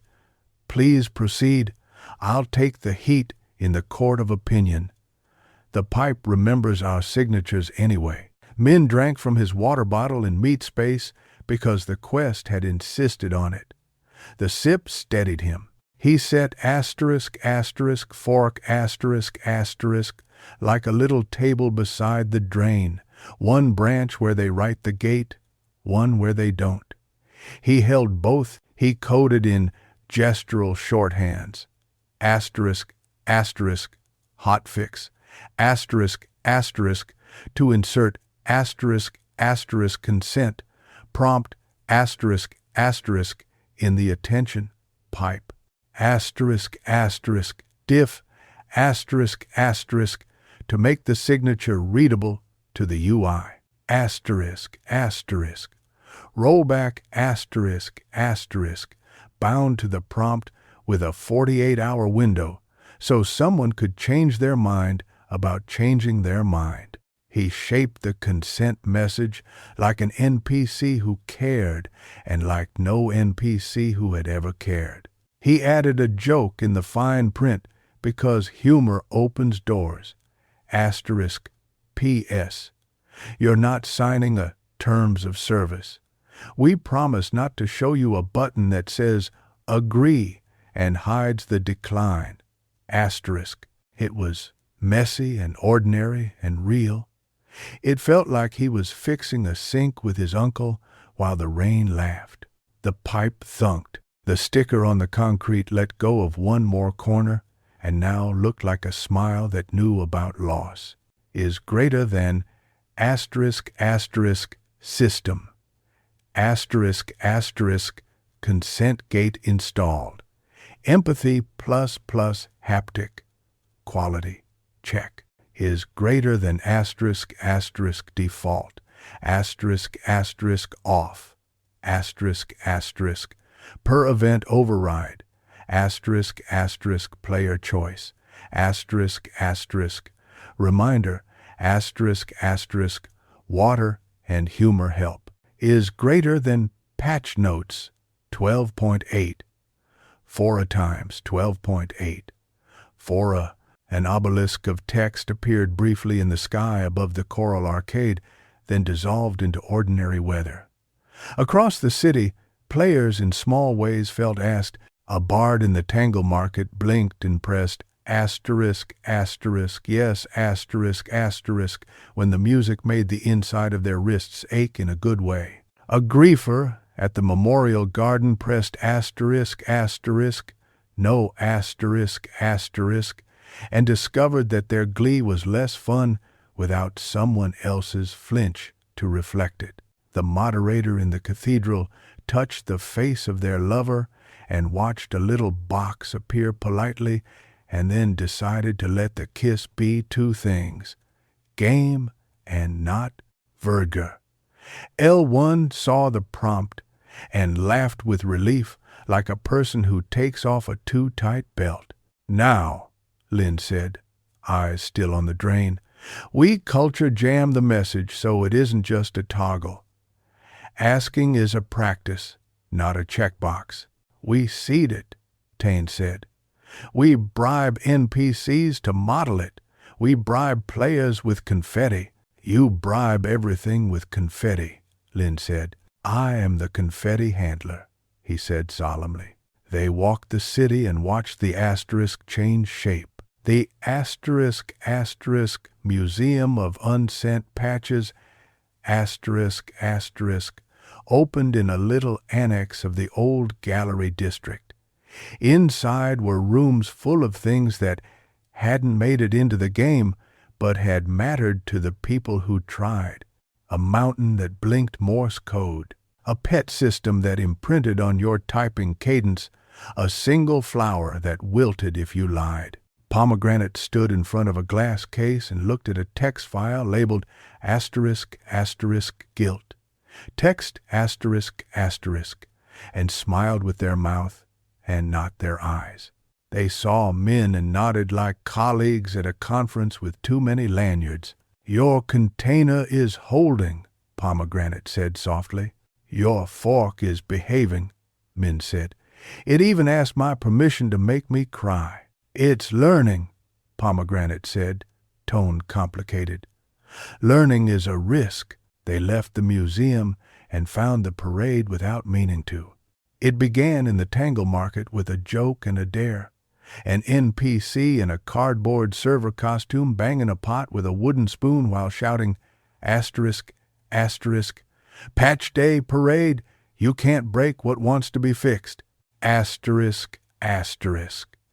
It gathered streamers like lint and players like weather.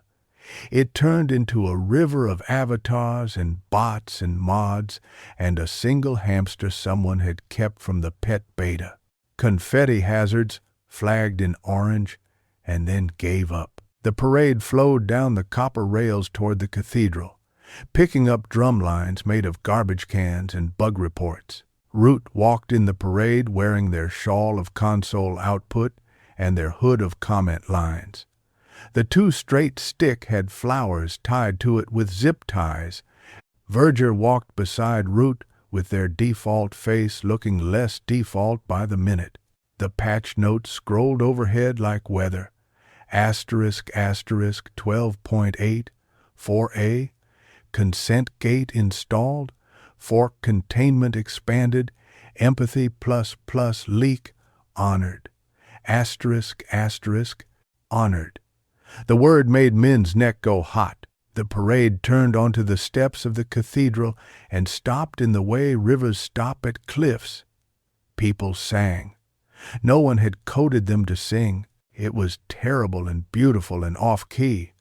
Lynn's spear tapped on the stone in time. Tan had invented a drum out of a noodle pot and shame. Min stood among it and felt the throbbing of servers in his bones. He looked at his skill bar and saw icons that used to look like power, now look like responsibility. He saw asterisk, asterisk, hotfix, asterisk, asterisk, as a thing you use with permission. He saw asterisk, asterisk, rollback, asterisk, asterisk, as a thing you use like someone else's childhood toy. Gently, once, and then you put it back. He saw asterisk, asterisk, fork, asterisk, asterisk, as a promise to remember and not a license to break. He saw asterisk, asterisk, diff, asterisk, asterisk, as a way to love a world so hard it tells you where it was meant to be. His HUD blinked. Is greater than asterisk, asterisk. Quest line complete. The line between versions asterisk, asterisk, is greater than asterisk, asterisk, Act 3, asterisk, asterisk, patch day parade completed, is greater than reward. Title: Keeper of Asterisks, emote, ask, emote, is greater than side effect. You will be asked more often than you expect, is greater than persistent consequence. Yes. The title settled around his name like a whisper you hear from a room you're about to leave. The emote asterisk, asterisk, ask, asterisk, asterisk, mapped to a soft, open palm gesture that looked like offering a bowl.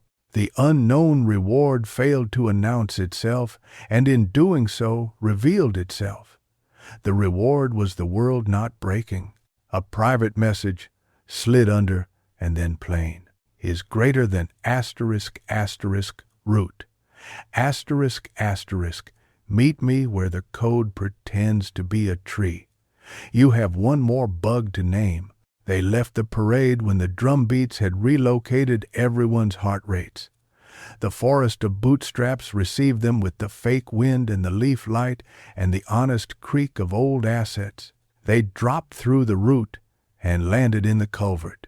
The grove of half-code trees had grown by one sapling, a thin branch labeled asterisk, asterisk, consent, asterisk, asterisk, with little bead-like fruits that said asterisk, asterisk, ask, asterisk, asterisk, asterisk, asterisk, decline, asterisk, asterisk, asterisk, asterisk, ask later, asterisk, asterisk, asterisk, asterisk, unask, asterisk, asterisk.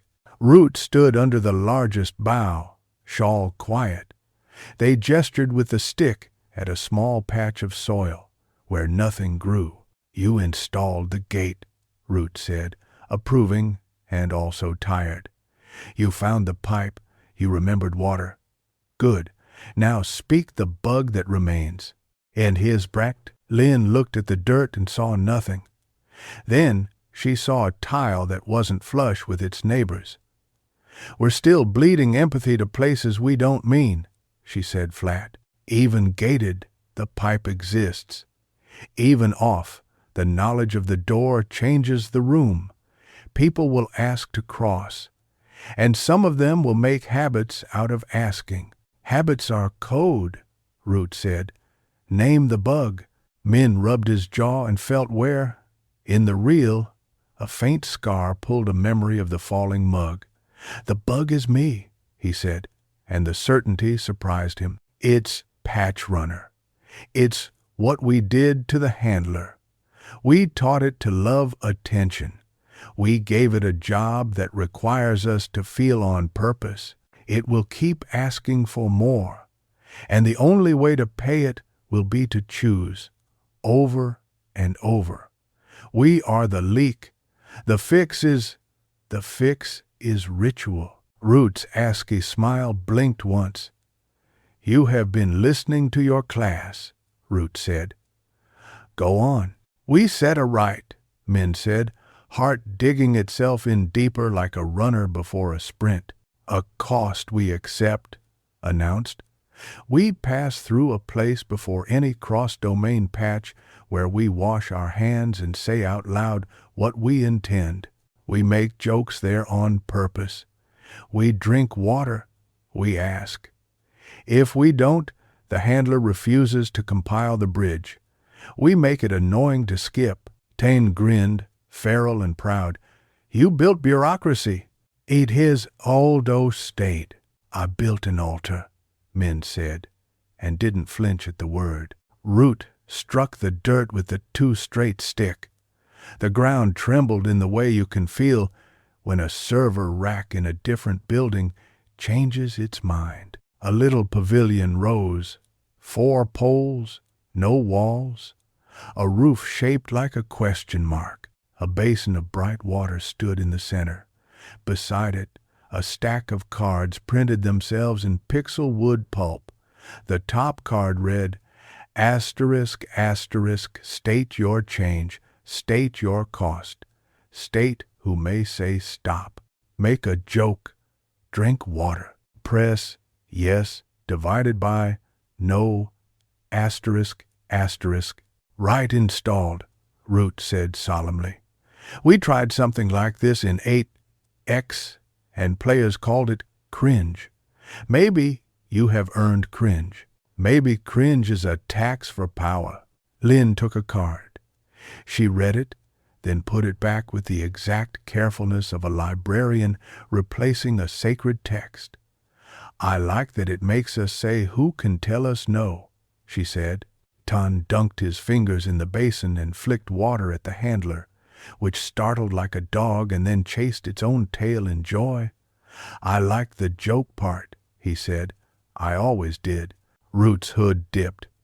"You will still break things," they said. "You will still forget to ask. You will still press yes when no would have made a kinder world. The right will not save you. It will slow us," Minh said. "Sometimes slowing is all that keeps a parade from becoming a stampede." He sung. Root's shawl printed a little shrug. "Here, then, go," they said. "The city is different now, because you lived in it. Walk it. Let it ask you. See if you can bear it." They walked. That was the quest and the reward. They walked the copper rails in the ash plain and the market where confetti learned ethics. They walked into the **** Museum of Unsent Patches, ***, with pomegranate, and laughed at a pet system that told you the weather on your birthday. They walked to the cathedral and watched a player light a candle for a bug that had kept them company for half a year and had been fixed without anyone saying goodbye. They walked to the tea stall where the folktale ended on time and bought a cup of ***, tea that remembers ***, and the vendor asked gently, ***, want this to cross? ***, and Minh pressed ***, ask me next time ***, and loved both versions equally. At the parade's wake, every joy leaves a wake. They found a corner with plastic stools that made a sound like persistence. They sat and ate noodles until noodles became a hobby and then an ideology. Tan told a story with his hands about the time he had tried to speed run an apology and had discovered there is no glitch for that. Lynn showed them the way she had bound her spear with cloth, so that she could rest it on her shoulder without denting the texture. Minh tapped his title in the air like a tooth and watched asterisk, asterisk, keeper of asterisks, asterisk, asterisk, glow quiet.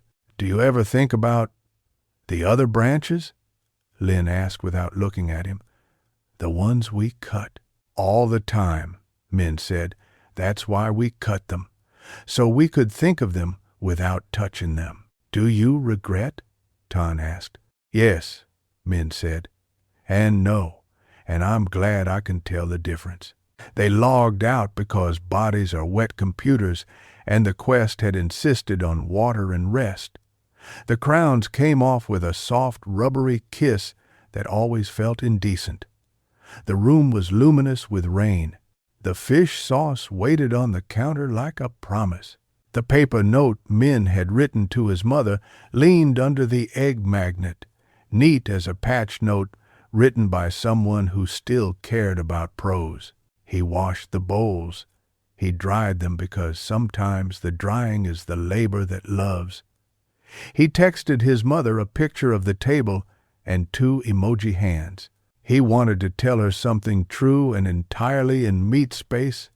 Asterisk, asterisk, condang hock cock shin fep. Asterisk, asterisk. He didn't, because the sentence would be received by a device that had never heard a handler and that deserved to sleep. He lay down on the mat and stared at the ceiling fan and counted the hiccup in the 3rd rotation. He thought about the right pavilion under the tree. He thought about the drain and the sticker with its smile.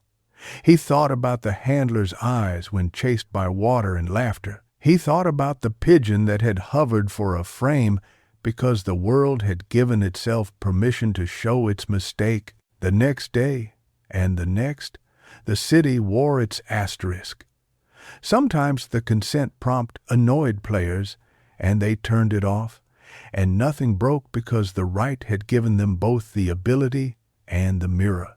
Sometimes the prompt surprised a kiss into tenderness. Sometimes it shamed a grief into silence and then taught that grief to write a patch note.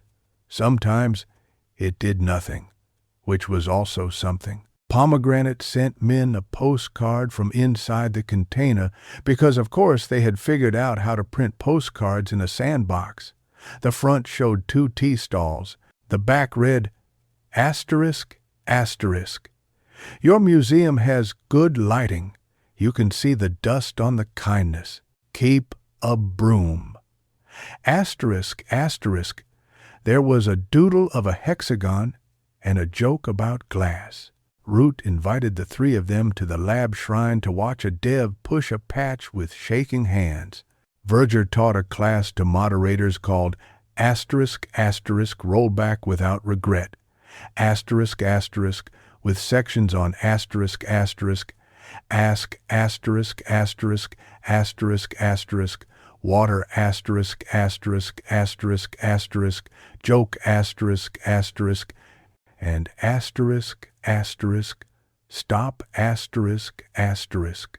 Tun started a stream series called asterisk, asterisk, patch me not, asterisk, asterisk, where he tried to fix pictures of himself and failed on purpose.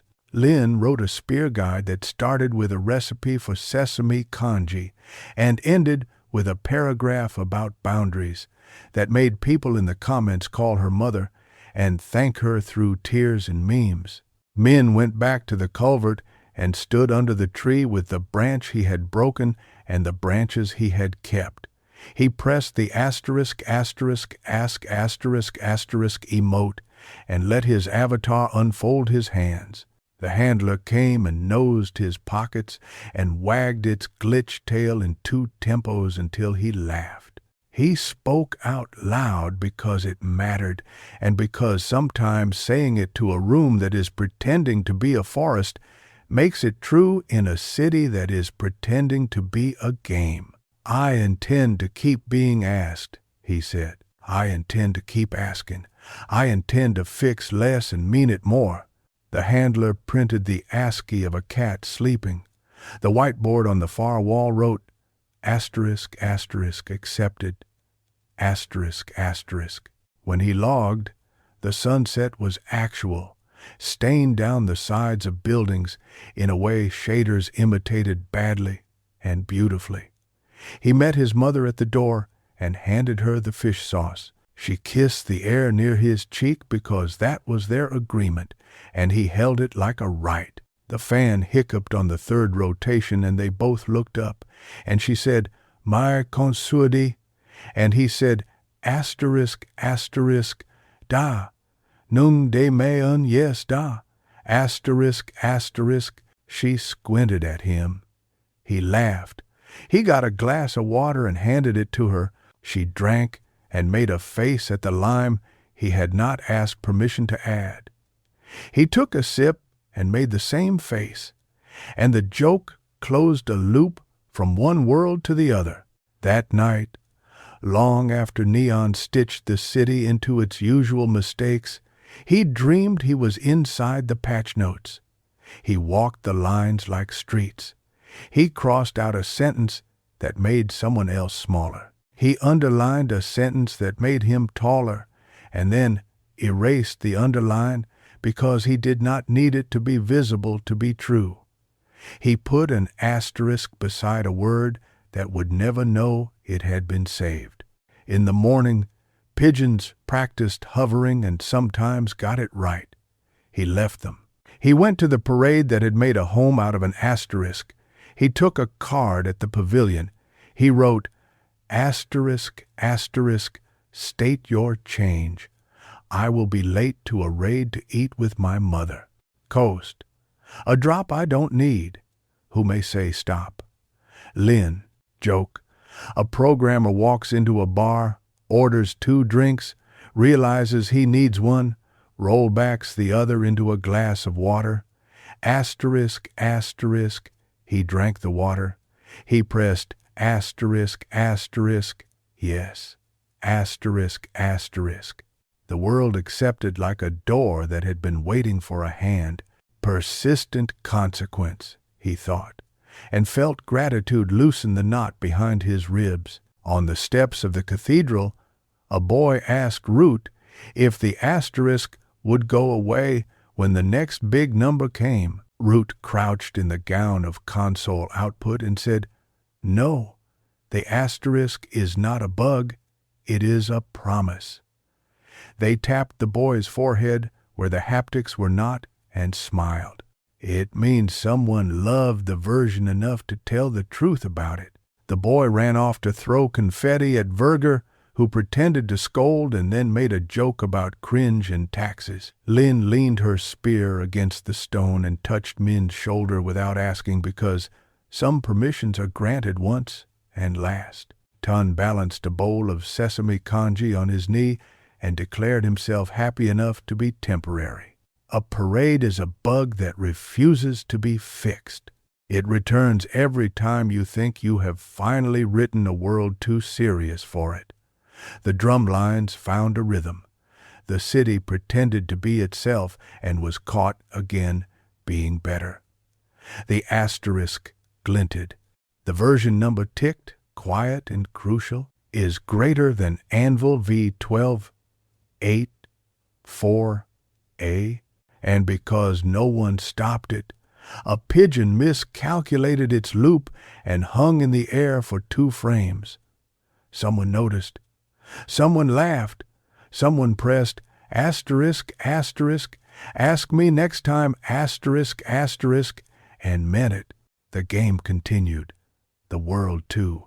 And Min, persistent as a patch and as humble, walked with his friends under the aura of a cathedral made of servers and prayers and promises, and called it life. She was small in the way prey animals are small, built to fit through spaces a predator cannot consider because the predator's imagination is larger than its neck. Her hair was shaved close, not by fashion but by necessity. Her eyes were wolf-bright. "This is Elena," the inspector said. "She had a friend who died trying to make sure you were a complication." She tilted her head. Her gaze passed over my ring, my shoulders, the newer stiffness in my mouth. She nodded once. "He was kind," she said, as if that were the reason we were all inside this room and not out there drowning in more interesting weather. "What do you want?" I asked, and felt stupid.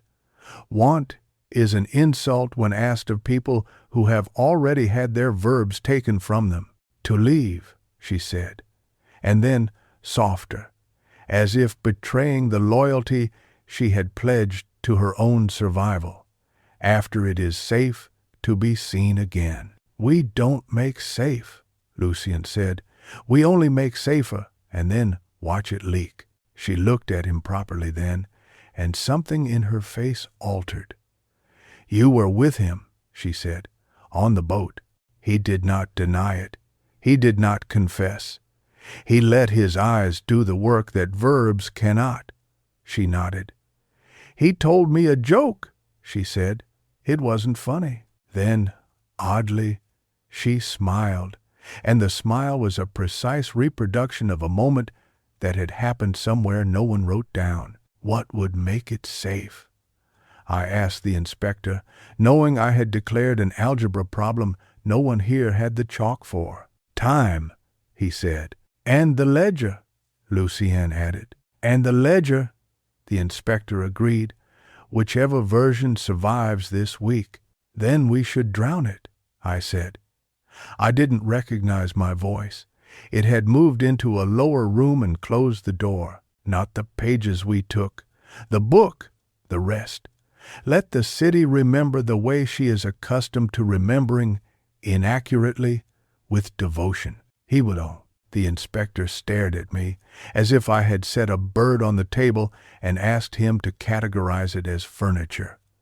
"You want to give up your father's hand." "I want to give up what men will use my father's hand to excuse," I said. The words came out clean and did not ask my permission to remain once they were in the room. "He bound a story he is no longer here to disown. I am. It was never his job to be holy. It is my job not to make his ledger into a shrine." The girl, she had not told me her name, and I did not ask, watched my face when I said it, and I felt the weight of her attention like a crown I hadn't earned. "She is right," she said. The inspector put both palms flat on the edge of the desk, looking briefly like a man about to pray to wood. "If we drown it," he said, "we also drown my ability to keep my lists honest." "You keep your lists honest by not letting them be the only lists," Lucien said.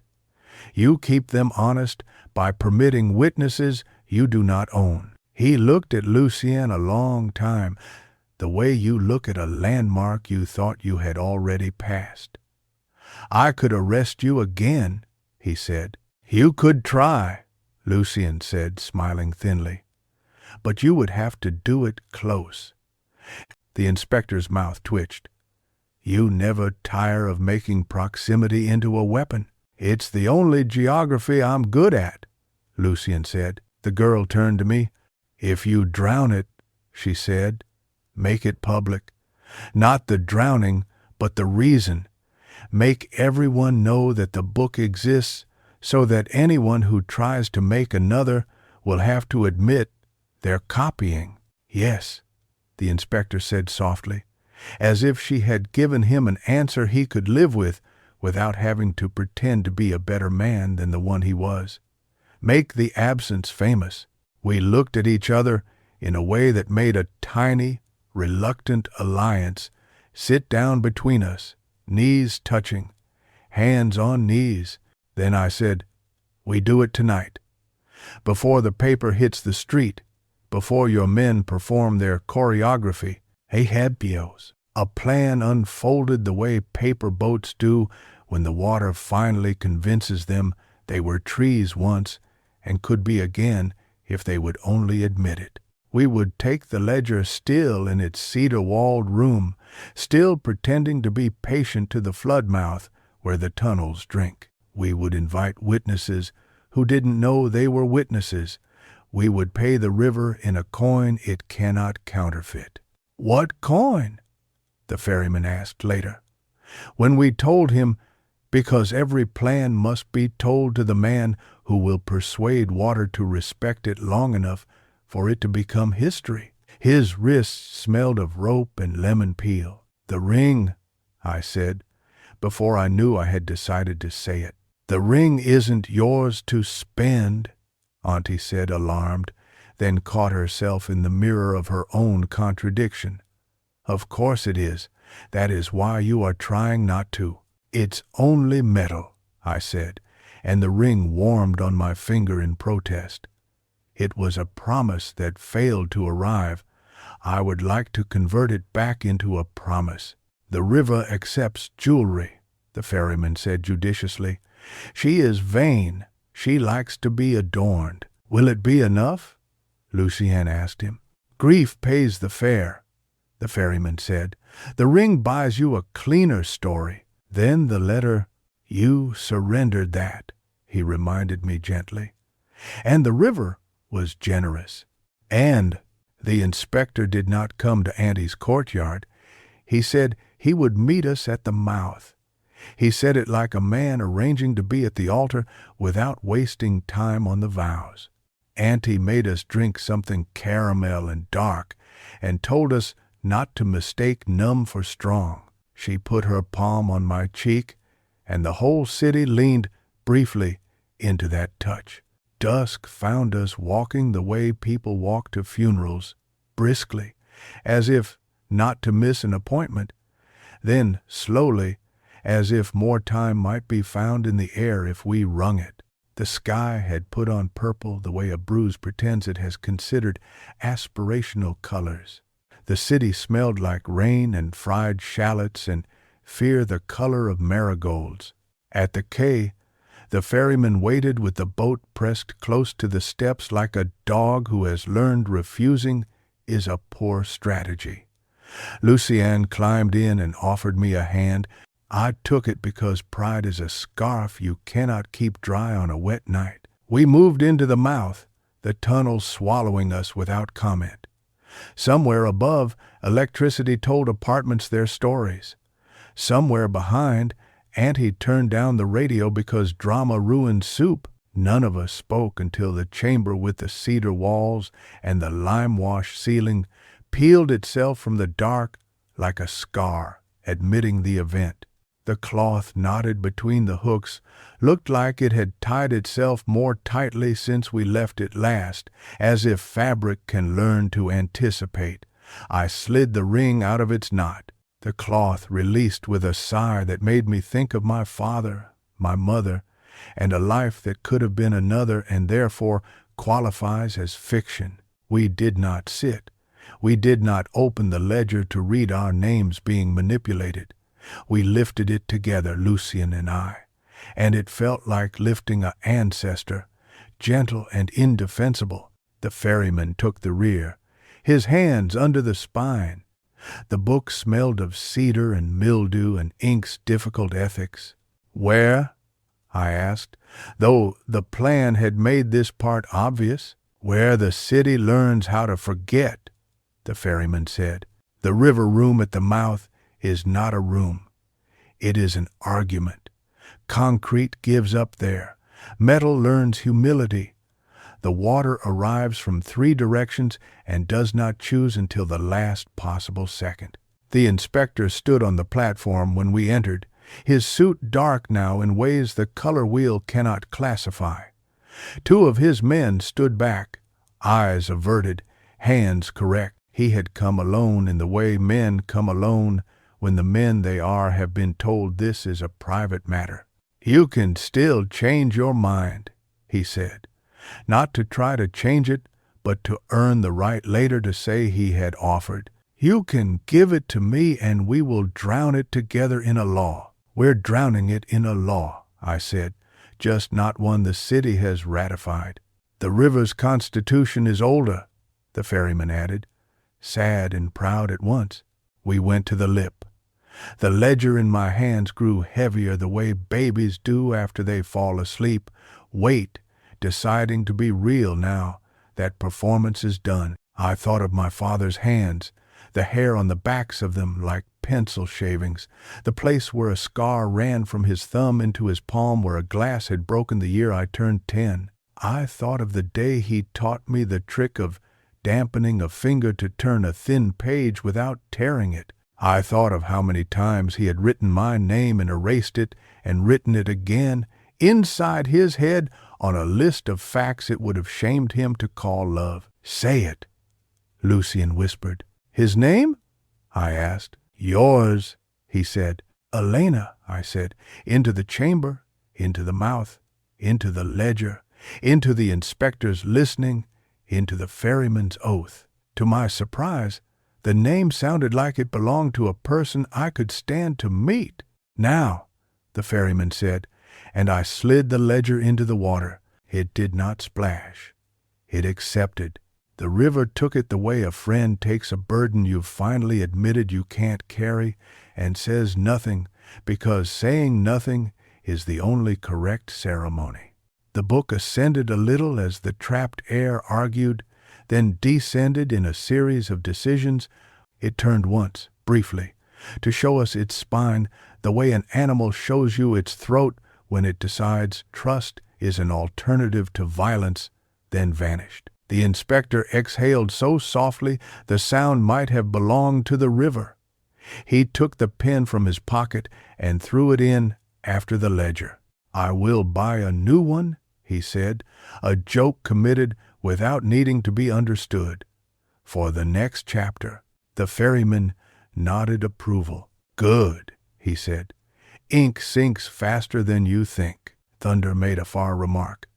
The tunnels listened the way old men listen to a story they suspect they are in. I felt unmoored, and then, in the next breath, more moored than I had been since the day the shop became my job and my parent. The ledger was gone. The ledger was everywhere. The city adjusted the straps on her dress. "Witnesses," Lucian said, and touched my elbow, turning me so I could see the shapes in the archway. 2 kids with phones they had tried not to lift and failed. A woman with a basket who was pretending to wait for a person who did not exist. An old man walking his invisible dog. It had all been arranged without me. Or maybe it had arranged itself because the city knows story like a musician knows variations. "Make the absence famous," the inspector said, repeating the girl's sentence as if wearing someone else's jacket and finding it fit. We stood there longer than ceremony requires. When we turned, the cloth on the hooks seemed to have tied itself into a new knot all on its own.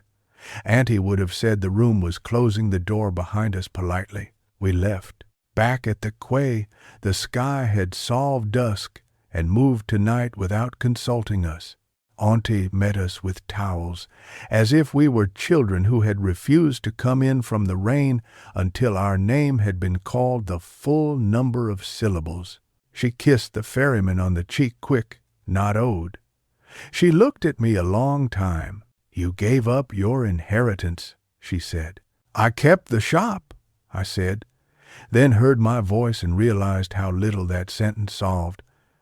"I kept the part that doesn't drown easily. The part that drowns was never yours," she said, which is how women in this city tell you they are proud of you without adding to your list of reasons to weep. "Now your paper," the inspector said. "It will still hit the street in the morning. We will let it. We will arrest it. We will laud it. We will all pretend we were on the same side because that prevents people from choosing sides that would end in more funerals for boys I have not learned how to name properly." "Arrest me instead," I said, surprising everyone, including myself. The room moved around the sentence to make space. "Arrest me for drowning evidence. Make it public. If women see me in handcuffs for this, they will learn where the ledger lived." The inspector stared. Then he laughed once, so pleased that it frightened me. "You have learned the arithmetic of after," he said. "Very well. Tomorrow morning, at your shop, I will take you politely. You will smile in a way that tells girls how not to faint. You will be released before lunch. By dinner, 3 new ledgers will have been imagined, and 2 will have burned themselves in embarrassment." Lucien's jaw clicked. "You don't touch her," he said. "She asked," the inspector said. "I know what she asked," Lucien said, and his mouth twisted as if he had tasted metal. "I am the person who brings consequences to people I care about when they insist on agency." The inspector looked almost kind. "You will come to the station and stand outside," he said.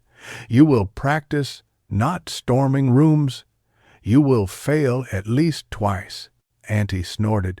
"Men," she said, with all the vowels at once. "Come," she added to me quietly. "You need to sleep with your eyes open. That requires a pillow." The shop felt different, as if its walls had been informed of a childhood friend's death and were thinking about writing a letter to his mother. I turned the sign to closed and left the lights on over the poetry section because my father used to say poems keep burglars from feeling welcome. The rain ticked the awning with the precision of a metronome in a patient surgeon's theater. In the office, I found the velvet ring box where it always is. I put the ring inside. I closed the lid. It made a sound like a soft door. I slid the box onto the top shelf behind the atlases no one buys anymore because their countries have been renamed beyond recognition. I did not tell myself I would never open it again. I have learned that never is just a word you say to domesticate later. Lucien stood in the doorway of the office and looked at me with the composed sorrow of a man who knows he is about to ask for a thing he has no right to. "There is a couch," I said, nodding toward the break room that doubles as a place for naps for people who think they are only resting their eyes. "You can have it. I wouldn't sleep well if I locked you out." "And a text." "I don't sleep well when I am let in," he said, and the honesty of it made a delicate ache set up camp in the parts of me that still try to be pretty for men who deserve less. I walked past him, close enough for our shoulders to consider each other. "Kiss me," I said again, the way a person repeats a successful magic trick to test whether it is still magic. He did. It was different and exactly the same. His mouth had learned a new math since the last time, a math that included drowning and absence and a ring's new job description. We broke only when the night told us we had stolen enough. "Tomorrow?" I said. "Tomorrow," he said. "After," I added, because the arithmetic deserves its theorem. "After," he agreed. He slept. I did not. I lay on the couch in the break room and watched the ceiling practice its cracks. I thought about the girl in the inspector's house and the way she had said times, "He was kind times," as if kindness had been the knife and the boat and the rain all at once. I thought about Koa. I thought about my father writing a name he did not intend and the river swallowing a ledger the way a mother swallows an insult so her child will not learn his own name in a burnt mouth. I thought of Lucien not sleeping in the chair by the poetry section and how some men make absence into a shape you can wrap yourself around without catching a chill. At dawn, the rain revised itself into drizzle, which is what weather does when it wants to see who will keep their plans now that thunder has stopped cheering them on. I put on a cotton dress that had survived my 20s because it forgave me everything. I tied my hair. I opened the shop. He came at 8 with one car and no siren. He wore the pale suit again because men like him like to repeat costumes for events they wish to claim as traditions. 2 officers stood by the door, and did their best to look bored so as not to alarm anyone who wandered in looking for a paperback to keep from going back to bed. "Elena," he said, and because yesterday had been yesterday and today was today, the name from his mouth did not scrape. "You are under arrest for destruction of potential evidence." "Potential?" I said, and it was ridiculous to be laughing, but it was morning and my hands were clean, and sometimes laughter is simply the body refusing to stand still while someone else takes the picture. He smiled with his sad happiness. It is how the law apologizes to itself for being late. And B is Mark. He cuffed me with plastic ties because he is more modern than my father's ghosts. The newspapers snapped our picture because Uncle Tung had sent a boy who sent another boy, and at least one of them sent a cousin. Auntie watched from across the street, holding a bag of mangoes she fully intended to use as weapons. The ferryman leaned against a pillar and whistled, tuneless and polite. Lucien stood 20 meters away with his hands in his pockets, like a man who had put rocks there to keep from using them. "You don't have to look brave," the inspector murmured, low enough for only me to hear as he led me to the car. "You only have to look exact." "I'm tired," I said. "The exactness of fatigue is very photogenic," he said. In the car, I saw my reflection in the window and did not hate the woman I saw. The city in the glass looked like she was proud of herself for not flooding more dramatically. At the station, they took my statement with a pen that did not feel like a betrayal because it was blue and therefore friendly. I told the truth, which is a strategy that confuses rooms built for lies. I said I had drowned a ledger because ledgers learn to think they are gods. I said I had kept pages because people who do not care about proof should not be in charge of it. I said the city permitted all of this and will again. The man with the form looked at me like a person might look at a dog who has learned to read. The inspector signed something. He unlocked something. He smiled a smile that was not for me. "Thank you for your cooperation," he said, for the microphones that had been allowed to come as far as the carpet line and no farther. "We will no longer be pursuing the matter." "What about Uncle Tung?" I asked. "He loves being arrested," he said. "I can't take that from him." "What about the girl?" I asked. He did not answer, which is how men tell the truth when they can't afford it. When I stepped back onto the street, the morning was bright enough to make forgetting feel plausible. Lucien was there, hands still in his pockets. He had a bruise on his jaw that had not belonged to him yesterday. He looked at me like a decision he could live with. "You did it," he said. "No," I said. "We did the part the city let us do." He nodded as if to say, "Exactly." Then he reached into his jacket and took out the piece of paper he had tucked under Auntie's salt jar. He unfolded it and handed it to me. He had written a name there, not his yet, the name he wanted to be. It was nothing like Lucien. It was nothing like the name the inspector had used. It was an ordinary man's name, the sort of name you can say out loud in a market, and 4 men turn, all of them offering to help you carry a watermelon, because they have learned that helping is a way to remain in a story without becoming its problem. "You want me to use it?" I asked. "When you decide I have earned it," he said. "Until then, keep my letter." I slid the paper into my pocket without reading it again. "Come to the shop," I said. "Help me put the poetry back in the front where it refuses to sell. Help me count change. Help me pretend I have a normal day ahead in which no river is waiting for me, with the patience of a God that has learned not to interrupt." N.A.S. file day. He looked at the door. He looked at the shelves. He looked at me. He shook his head slightly. "I can't," he said. I owe a ferry I haven't paid. I owe a girl a seat on a train. I owe a man a conversation about what lists look like when they are translated into the body. Will you come back? I asked, and felt the question embarrass itself and did not rescue it.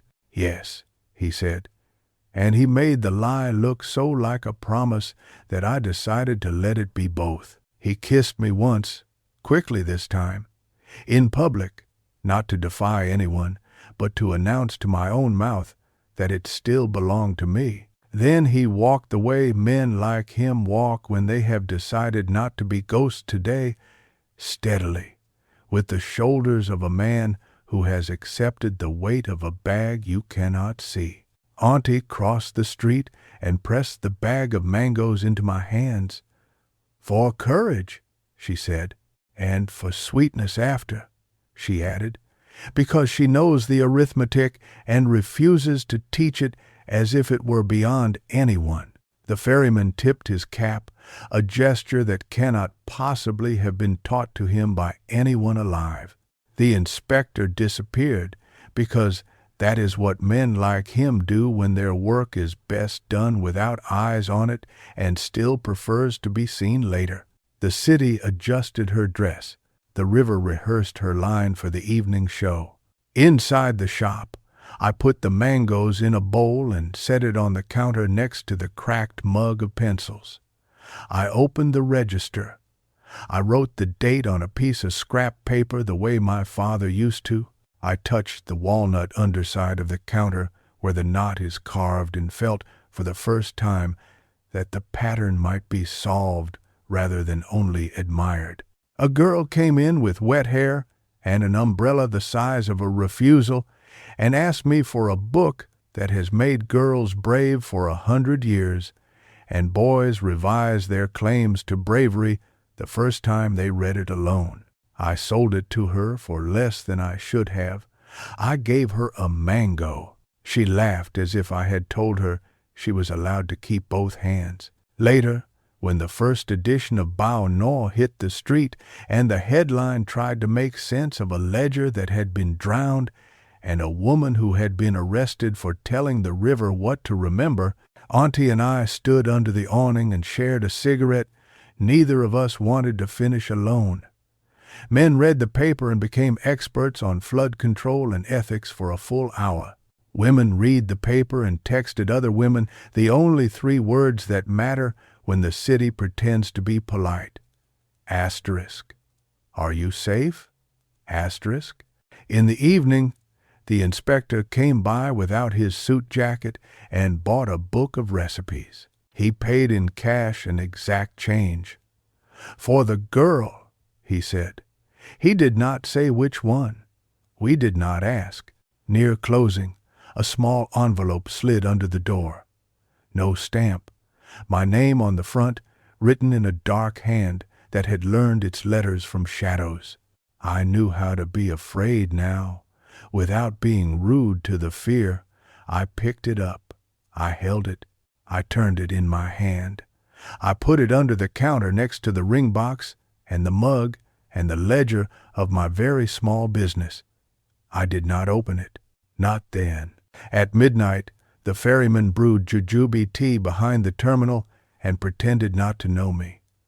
I pretended not to know him. I pretended not to know whether the man who traded names like knives would come sit on the crate and ask me if I had learned how to say my own out loud without apologizing. A train cried out on the other side of the river, the way trains do when they have been asked to deliver news. The city counted her money and her mistakes. The rain made small mathematics on the slate of the quay. The river does not forget. She only pretends to be polite. I stood in the doorway of my shop, the way I had on the day the story began, the way I will on days when stories refuse to begin and still need to be lived. The sign above me flaked its gold, letter by letter, the way truth advertises its age. I locked the door. I turned and looked at the street the way a person looks at a map. Once she has decided the legend is lying to her, but the roads will still lead somewhere. My phone buzzed with a message that was just an address. No punctuation. A name that was not Lucien's underneath, the ordinary man's name, like a river trying out a new bank. I smiled in spite of myself. I smiled with myself. I went upstairs. I took the envelope from my pocket. I held it up to the light. I did not open it. Not yet. I set it next to the ring box and said both their names out loud until my mouth understood they were not the same word. The city listened, polite as always, and somewhere beneath her, in an old chamber that smells of cedar and honesty, a ledger continued to become river, and the river continued to become us, and we, in all our arithmetic and afters, continued to decide which doors are doors, and which are promises we can afford to keep.